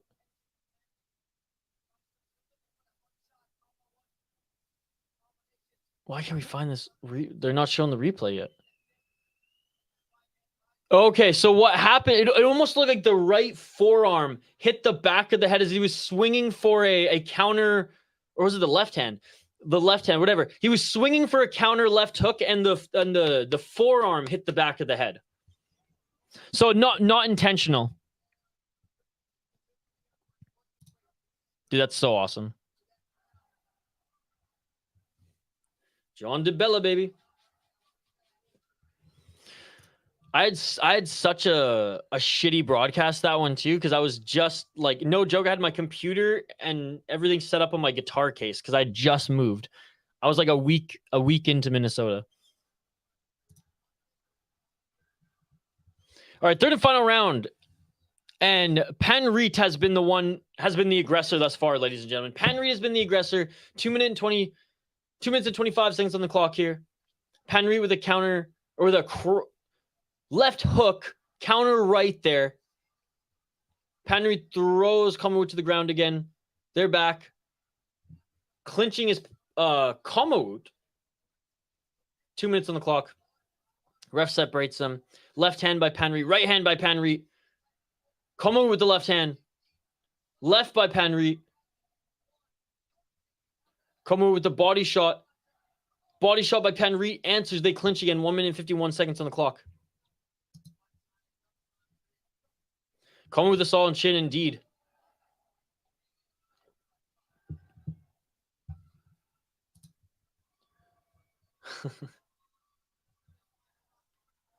They just built different, man. You think they wouldn't have chins fighting since like 8 years old, but they're tough. Good genes. Marry a Thai woman, guys. Then babies are going to be warriors. Put them in martial arts.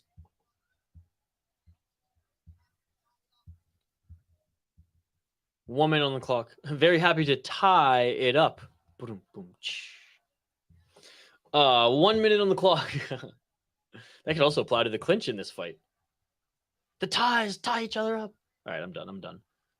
55 seconds on the clock. Do they bite rocks for 12 hours a day? Dude, it's probably, it has to be some, their ancestors must have done something funky like that to keep this gene pool alive. Asians are known for their genes, especially Japan. Some of the most expensive jeans in the world are made in Japan. Yeah. Yeah, so China pumps out 200 each day. Japan charges like 20,000 or 2,000 for one pair. I just added to it. I literally just watched a whole document, or like a 15-minute Vice documentary on the world's most expensive jeans coming out of Japan. Dude, I just said Japan. Okay, I'm done.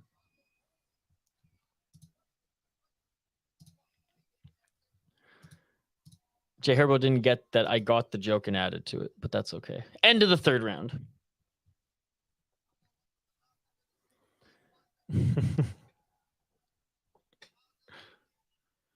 And this is that. I mean, if that's not if that does not paint the picture of China versus Japan, I don't know what does. China pumping out 200 genes a day, Japan pumping out one gene that costs $2,000.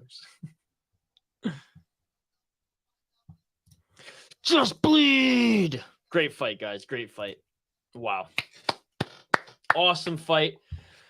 I'm going to say, oh man, like I think Panrit won the first round. I think Panrit won the last round, but Komawut with the knockdown in the second round definitely won that one. And the fact that I say I think Panrit won round 1 and 3 probably means he lost one of those, and Komawut's probably going to get a unanimous decision, but let's listen in.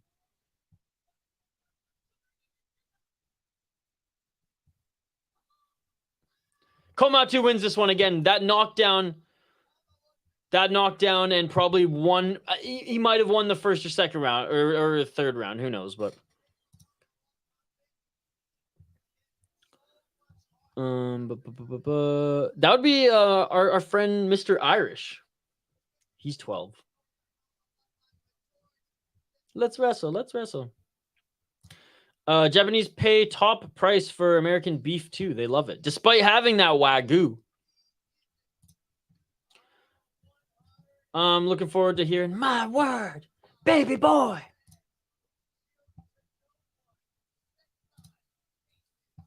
Wait, do we not have the co-main event going down? Did this fight get canceled, guys? Was this fight canceled? Or are they putting it as a postlim? Guys, let me know. Was this fight canceled? Or are they showing it as a postlim now? Because it looks like we were going right to the main event of the evening.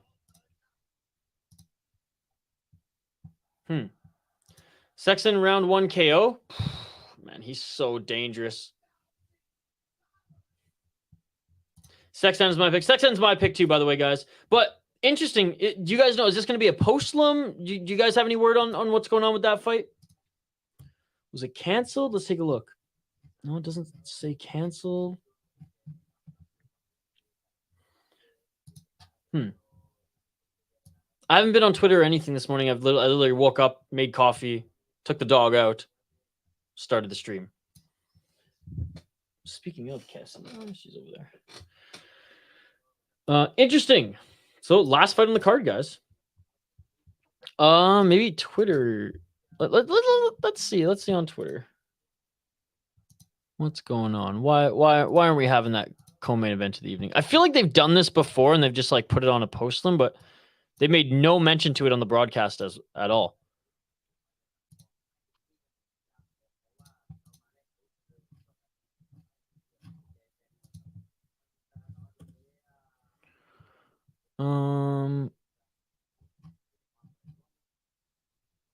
Yeah, no one's saying on Twitter that it was canceled. Anyways, main event of the evening coming up next here, folks. Yeah, I mean, Herbo, you can do a quick check if you want, but like I haven't found anything. Let me look up the hashtag on one first. Making his walkout right now is Isaac Araya.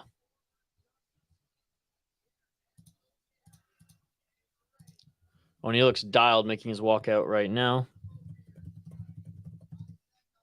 What are we? Friday Fights 29. Let's take a look here. Good walkout song. Yeah, I mean, even one's Twitter account's not saying anything either.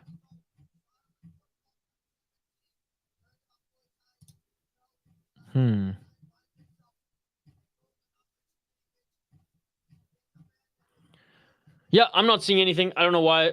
Maybe it's not canceled. Maybe it's going to be after this one, or maybe it was. Who knows? Anyways, we will highlight these next two fighters here. All right, updating the ticker on the bottom screen, then we'll highlight the fighters here, guys. Again, big shout out to everyone joining us live here on the City Light Project YouTube channel this morning for a little One Friday Fights. And I know a few of you are working as well, and you're hanging out while you're working. I appreciate you guys. Don't forget to join us tonight for PFL, LFA, and we're going to try to sneak in a UFC prediction video. If we don't sneak it in beforehand, we'll just do it. I'll just do it before bed. All right. We have the main event of the evening. Seksan or Kwanmuang against Isaac Araya. Seksan, 277 total fights, 197 wins, 74 losses, 6 draws. Oh, I love his walkout song too. Dude, these guys are crushed with the walkout songs. What a beauty making his walkout.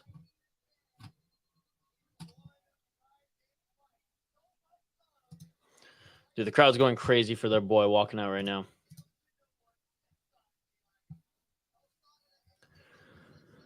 Herbo, didn't you hear Gary's little manlet tirade? I have a feeling this Spanish guy might actually shock us, and there's been so many upsets on this card. I think it'll be good. But this ain't Pongsiri. This is Seksan. I think Seksan wins by finish probably, but I just don't know anything on Isaac Araya, guys. That's the thing. If I knew a little bit more on him, then I could probably give a more sound prediction. Based on what I've seen with Seksan, though, he's an absolute dangerous fighter.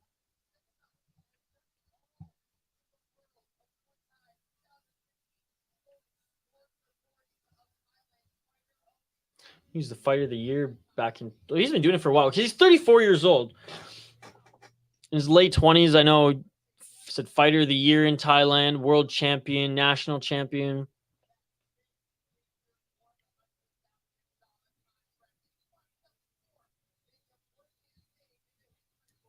He wants to get that big one contract, baby.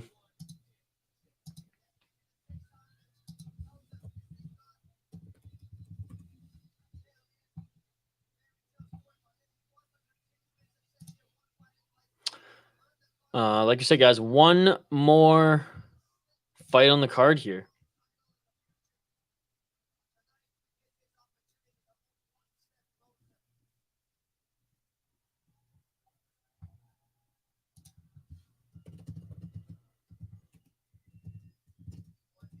All right. The traditional ceremony is starting now.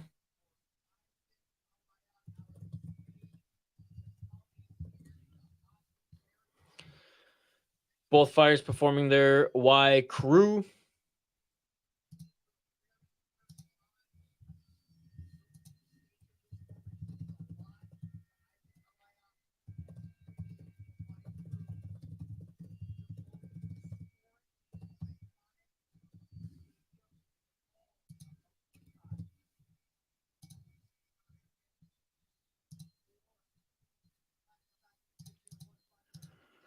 All right, guys. This is it. Last minute to get your predictions in. Let me know your thoughts on this main event of the evening. And please let me know if you know what happened to the co-main event of the evening.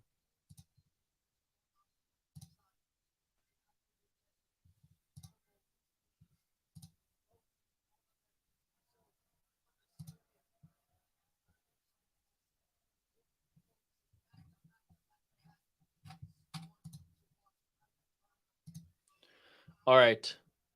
The walkthrough's complete. They're both getting one final check by their cornerman. Saying a prayer is Araya. First round finish is your prediction, Herbo. Guys, if I have time today, I will get the sound board back in action. I just literally have been go this last week, clipping videos for you guys. And I got a lot more work with the startup company that I've been working with all year. That's been keeping me busy, but it's been slow. They gave me a ton more work, which is awesome. back to kind of like full time. And then I got two new clients this summer as well that I'm working on their YouTube channels and podcasts. So this week has just been crazy, and I've been making sure to stay on top of the streams and content for you guys. But the sacrifice in that has been Isha's sleep. Is the thing I went to bed. I haven't gone to bed earlier than 4 a.m. this last week. Starting Monday.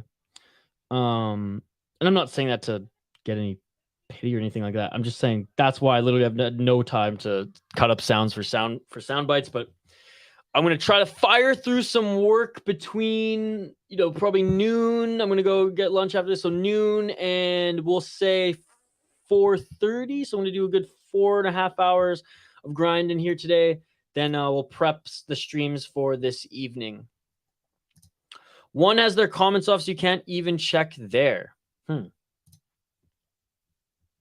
right, guys. Main event of the evening, round 1. Maybe a weight issue or something like that. Anyways, round 1, main event of the evening. Let's get it on. 3-3-minute Muay Thai rounds here. 10-point must system. And catching the leg of Seksan. The inside low kick by Araya. And already a trip by Seksan on Araya. 2 minutes and 30 seconds on the clock. Body kick by Seksan. Right elbow by Araya. Outside low kick by Araya. Araya with a nice trip on Seksan. 2 minutes and 20 seconds. You can tell these guys are both pros, man. Stepping elbow by Araya.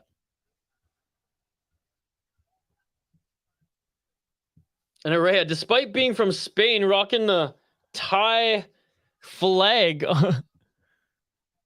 next to his name.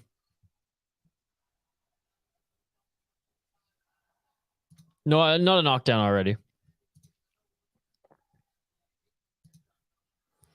Body shot there by Seksan. Outside low kick by Araya. That one hurt Seksan. Another one hurt Seksan.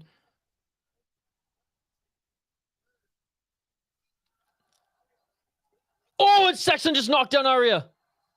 Seksan just knocked down Araya with the left. Or straight right. My apologies. Straight right. Well, there wasn't before that, so I was correct. Right hand by Araya. Araya landed a nice one too. Seksan pushing forward. I might be behind you, J-Herbo, I don't know, but before then there wasn't a knockdown. Seksan utilizing that range with his left hand and stepping in with that elbow. Beautiful stuff there. JL, have a great day, buddy. Thank you so much for joining as always. 53 seconds left on the clock here. They're swinging with some big shots here. Seksan with a left and a right. Right uppercut by Araya, followed by a right hook. Look at that. Peace, JL. Good luck, bro. Hope you know I still respect you despite the debates. Look at this community. I never thought I'd see it happen. And oh my goodness. Araya to the ground again. Not a knockdown, but another sweep. Or his eye looks bloody. 15 seconds left on the clock here. Nice knee by Seksan there. Right, trying to land an elbow in the clinch, and he lands a right elbow on the break there. I don't know what happened there. It looks like almost like Araya pulled Seksan to the ground. Yeah, and the ref warns him about that. End of the first round here, guys.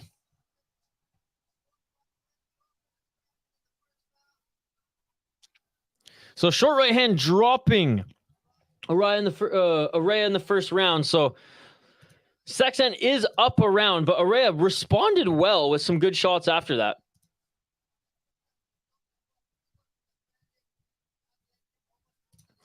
This referee shadows the fighters like Jean LaBelle used to when he refs matches. Always right there looking to grab someone. I like this ref. He's tonight he's hands down the best ref on the card. I feel like the other two are new as they have had some mulligans tonight. Hello, weird question, but do you like iced tea? I like, honestly, American version of iced tea better. I don't like how it's so sweet in Canada, but I'd be lying if I didn't say I haven't indulged some of them Arizonas in my lifetime. What's up, Andrew? I'm an ST, yeah. So like, I don't hate it. I like how the American one isn't sweet. How it's actually iced tea versus sweet tea. Oh, and beautiful shots by Seksan there, and he drops Araya again. Araya's getting the second count of this fight early in the second round. Not even 30 seconds in. Hell yeah, Benjamin. We were talking about that earlier. I'm so stoked. I think it's going to be a scrap. And another knockdown by Seksan. Araya's getting his second count of the round, dude. If there's 3... And it is all over. It is all over. Seksan with the second round TKO. Seksan with the second round TKO. He's getting that $100,000 contract. He's getting that $100,000 contract. Let's go. Let's go, baby. Let's go. What a crowd. What a card. What a fight. There may not have been a ton of finishes, but oh my goodness, ladies and gentlemen, there was violence and it was incredible. Advancing his win streak to 5 in a row in the promotion. He gets $100,000 and a contract in one championship. Shout out to Seksan. What a tremendous performance. What a tremendous performance.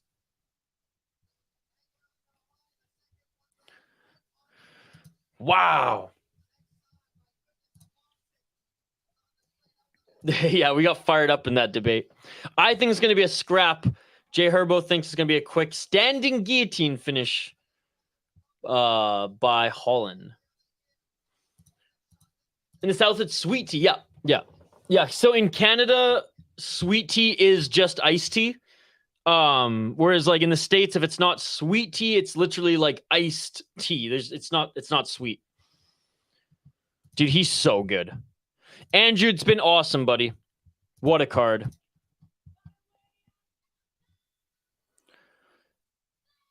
Seksan. I mean, if he lands clean, he'll give it a run for his money for sure, Jay Herbo. He's that good. My favorite thing that he does is that he'll like throw the left jab, hold like, and then even if he doesn't land it, he'll use that to gauge the range and just boom with the step and elbow. And he does it so cleanly. By the way, love this translator. I mean, is this not casual as hell? Jeans, blazer, and one championship shirt. He actually he's not the regular Thai translator that we usually see, but he's really good as well. Celest takes the win. He's going to the big leagues, and I'm so happy for him. Guessing this show's over. What time are you coming back? 6:30 Eastern. 6:30 Eastern for PFL, and then we have LFA right after that. But I might go even 1 hour earlier to do my UFC prediction video, and we'll do that live. But no promises on that. Just depends how much work I get done. This is the last match. McDonald's iced tea is 8 ounces of sugar, 8 ounces of tea, and ice.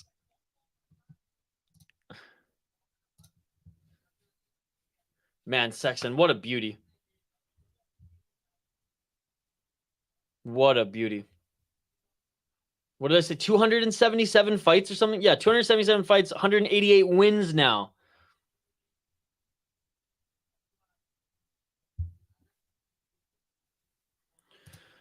Oh, I love Ong Bak.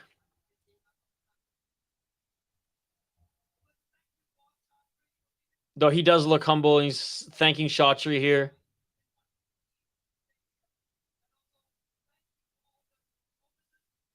Thank you for all the bonuses you've given me.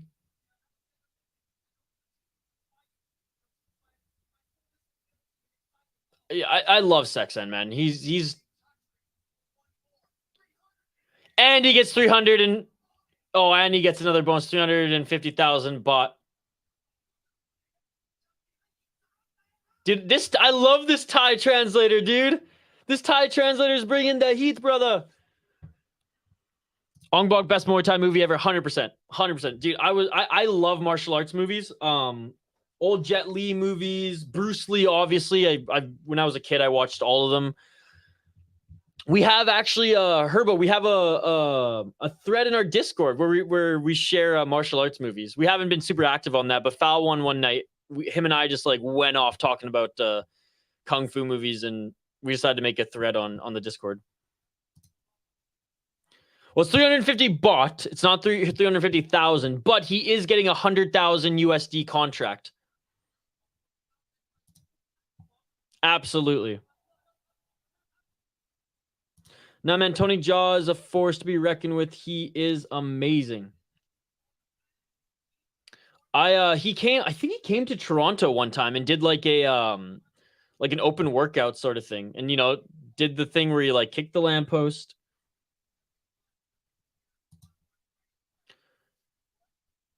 Oh, and one championship. He's going to be in one championship.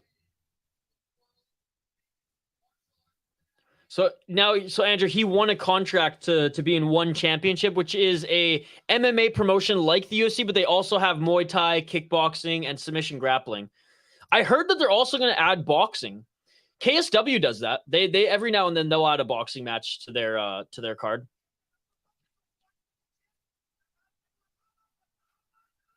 Oh, and he wins the contract, man. What a beauty. In front of his home crowd at the Madison Square Garden of Fighting in Thailand. Bro, I seriously think if Rodtang loses, this is what they should book. He definitely has the credentials to hop into the promotion and jump the line, I will say. Oh, he's shedding some tears too, saying this is the greatest moment of my life. Seksan is now in the big leagues. Let's fucking go. And he should book the winner of Superbond versus Taiwan Chi against the winner of Superlek and Rodtang. Isn't Taiwan Chi, though, isn't he 155? Not 145?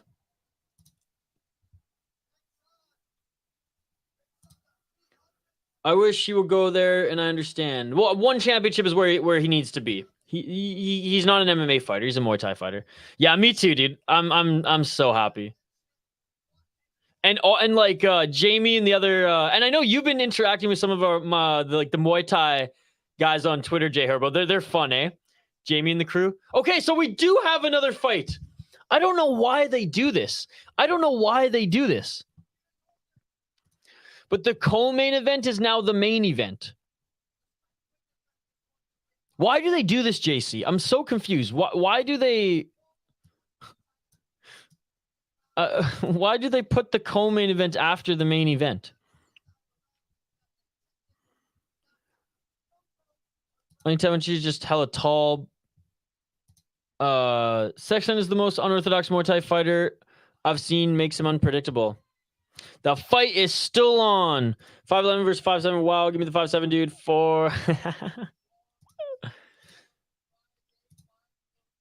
All right, last fight. I thought that last one was the last fight on the card, but apparently the main event in one championship isn't the main event. So there you go.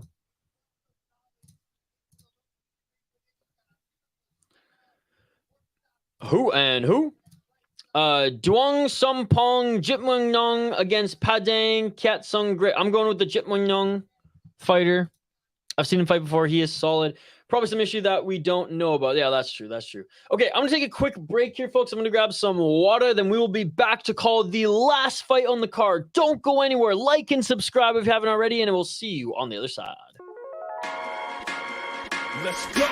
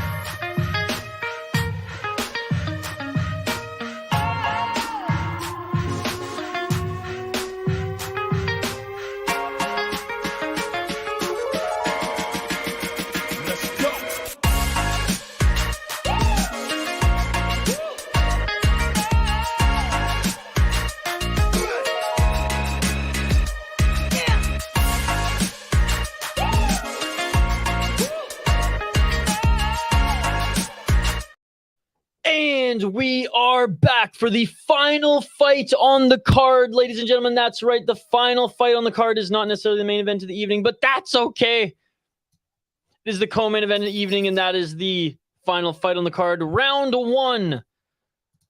Let's get it on. And appreciate you guys, every single one of you who've joined us this morning.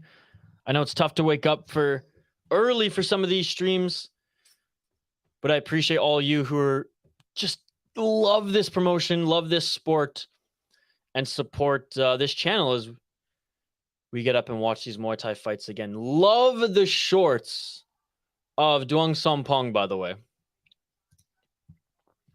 All right, back to the comments we go. Yeah, JD, the co-main event was moved to the main event slot.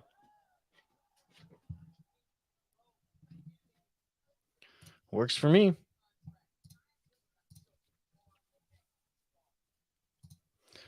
Duangsompong in the red corner. Paidang in the blue. So Paidang in the white shorts. Duangsompong in the green.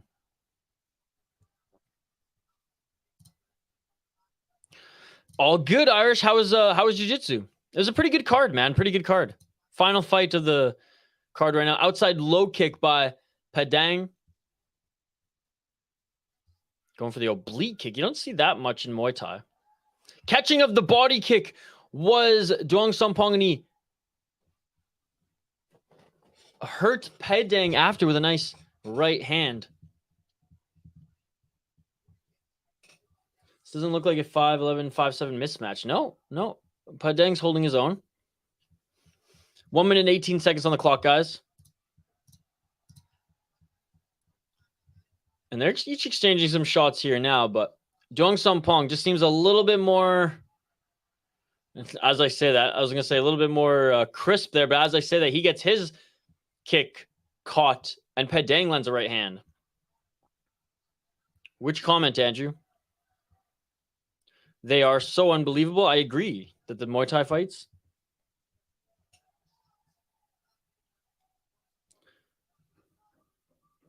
Yeah, rewatch the Seksan fight for sure, dude. And honestly, the two before them were absolute wars too. They went to the judges' scorecards though. 32 seconds on the clock. When a step in right by Paidang doesn't land clean.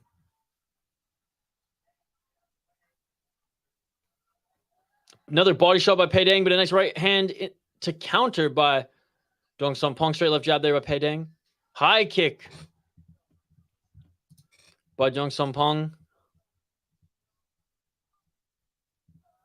Body kick doesn't land by Paidang. And that is it for the first round. Another close round, guys. Another close round. I wish one gave live stats just so I could see. Just so I could see who's up in shots. Because it's so close.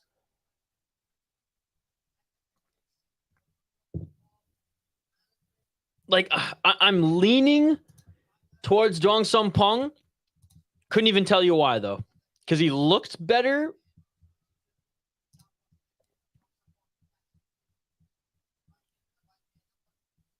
I called them dumb people to have another match. Well, who are you calling dumb? I don't think it's dumb. I think it's awesome, Andrew. Because this was supposed to be the co-main event, but clearly something happened and they couldn't come out for that, so they did it now.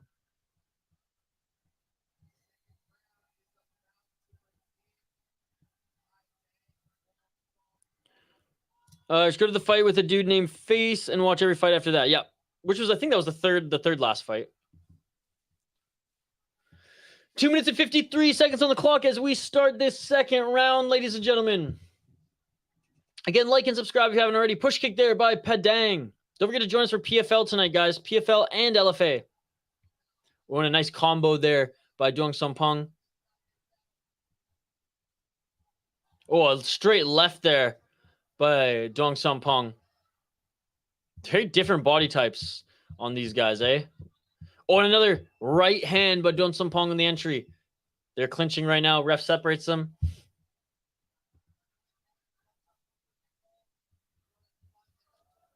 That kick to the body by Paidang is not landing.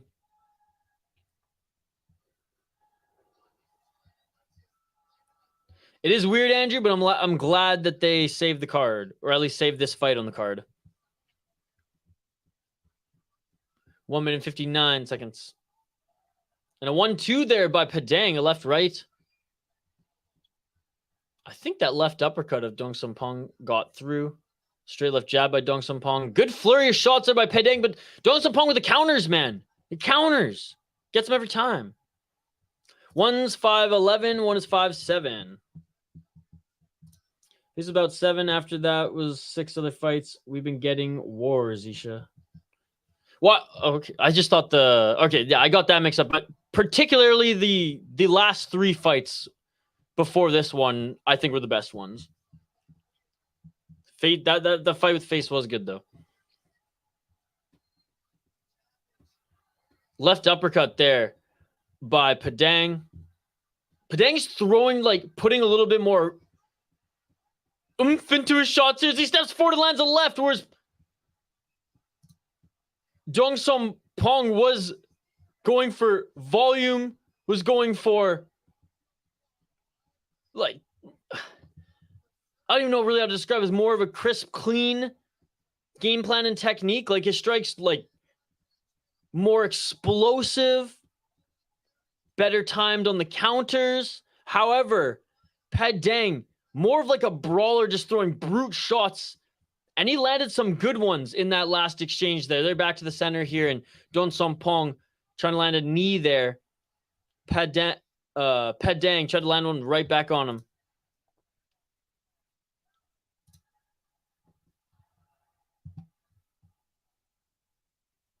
Yes, I was just going to say, Paidang's uppercut, or right left, is coming out of nowhere.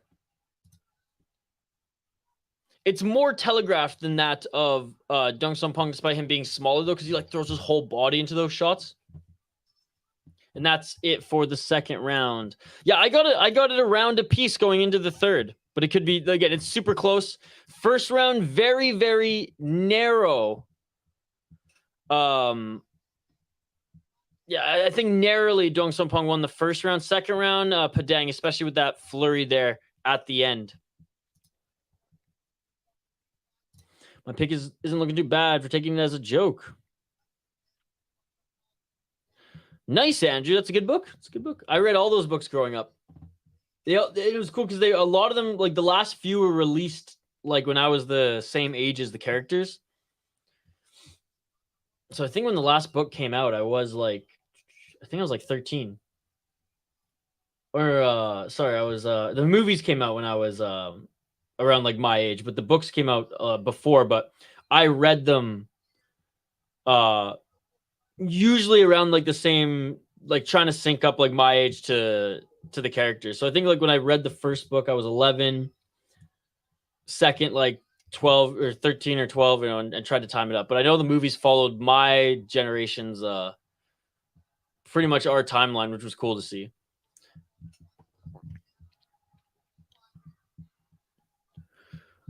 My family, they're big readers, fantasy, nonfiction, just kind of everything. And they crushed Harry Potter. My sister and my dad are really good readers, and they crushed Harry Potter and Aragon in like 1 week, the whole fucking series. Each, not both the series in 1 week. 2 minutes and 30 seconds on the clock. Tried reading Game of Thrones. It sucks, and the show sucks too. Hot take. I think it's trash, both of them. Book was trash, show was even more trash. 2 minutes and 20 seconds on the clock here, third and final round, folks.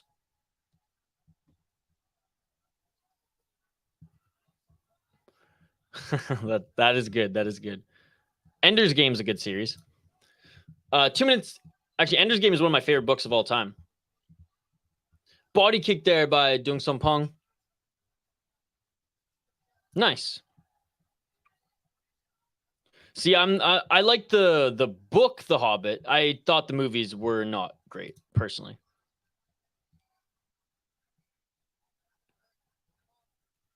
But the book, The Hobbit, I've read more times than I can even count.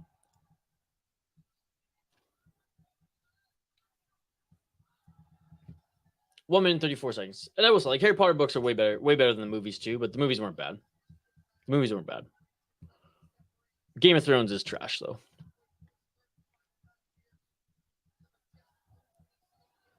I do see a resemblance to one of the characters. Can you guess which one? I'm a scar short. 1 minute and 13 seconds on the clock.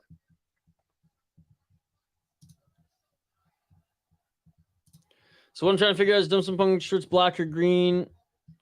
They're dark green. They're dark green. Yeah, the movies are awesome. Books are good too, just hard to read as a kid, so I'd never give him another chance. 50 seconds left on the clock.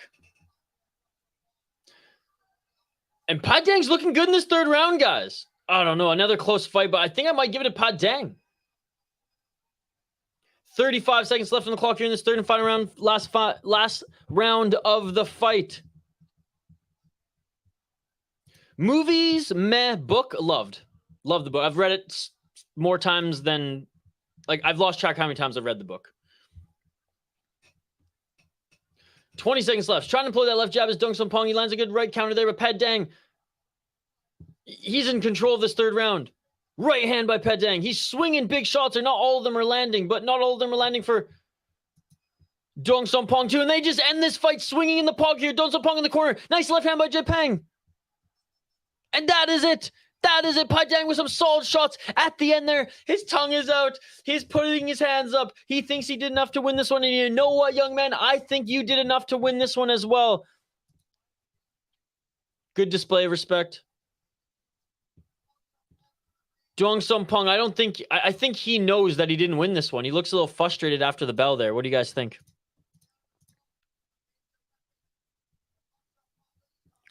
I haven't played the game, so I don't know yet. But I heard the game's awesome. The one that came out earlier this year.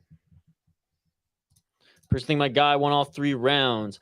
I think the second round for sure and third round. First, again, he could have won the first round 100%. I will give it to a Duangsompong just because I think he landed the better shots. But the second and third round, 100% goes to Paidang. No, and that's fair enough. Like, it's not gospel when people don't like it. I mean, fantasy is very much subjective.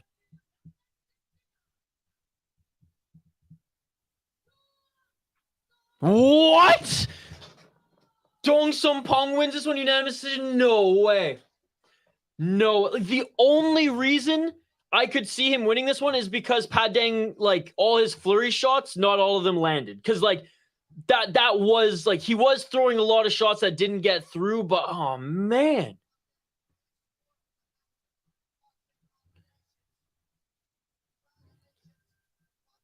Again, you guys know my thoughts on it. If it's a close fight, I cannot say robbery. It diminishes the value of the word.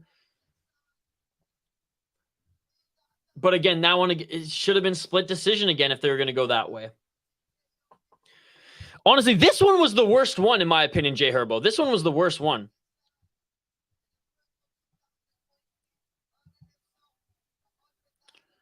I don't know what I would be in real life.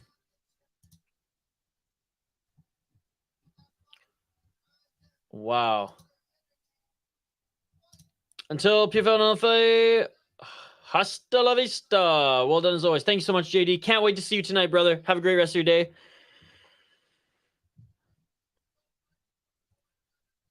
Yeah, that has been weird. That has been the storyline of tonight. This one, though, Herbo, I think is the most egregious, personally. But again, I can't call it a robbery when it wasn't a clear winner.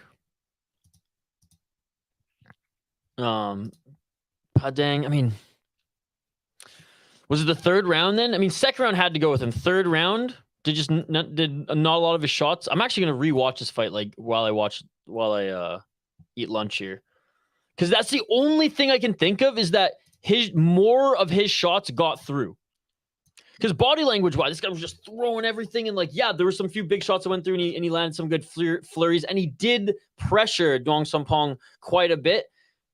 But I was making a mental note as I was watching that, guys, that like, Paidang, not a lot of his shots are landing. The ones that did damage, but not a lot. Like, he was throwing a lot more than he landed. Maybe the judges saw that. I don't know. I'm not making excuses. I'm just trying to talk my way through it.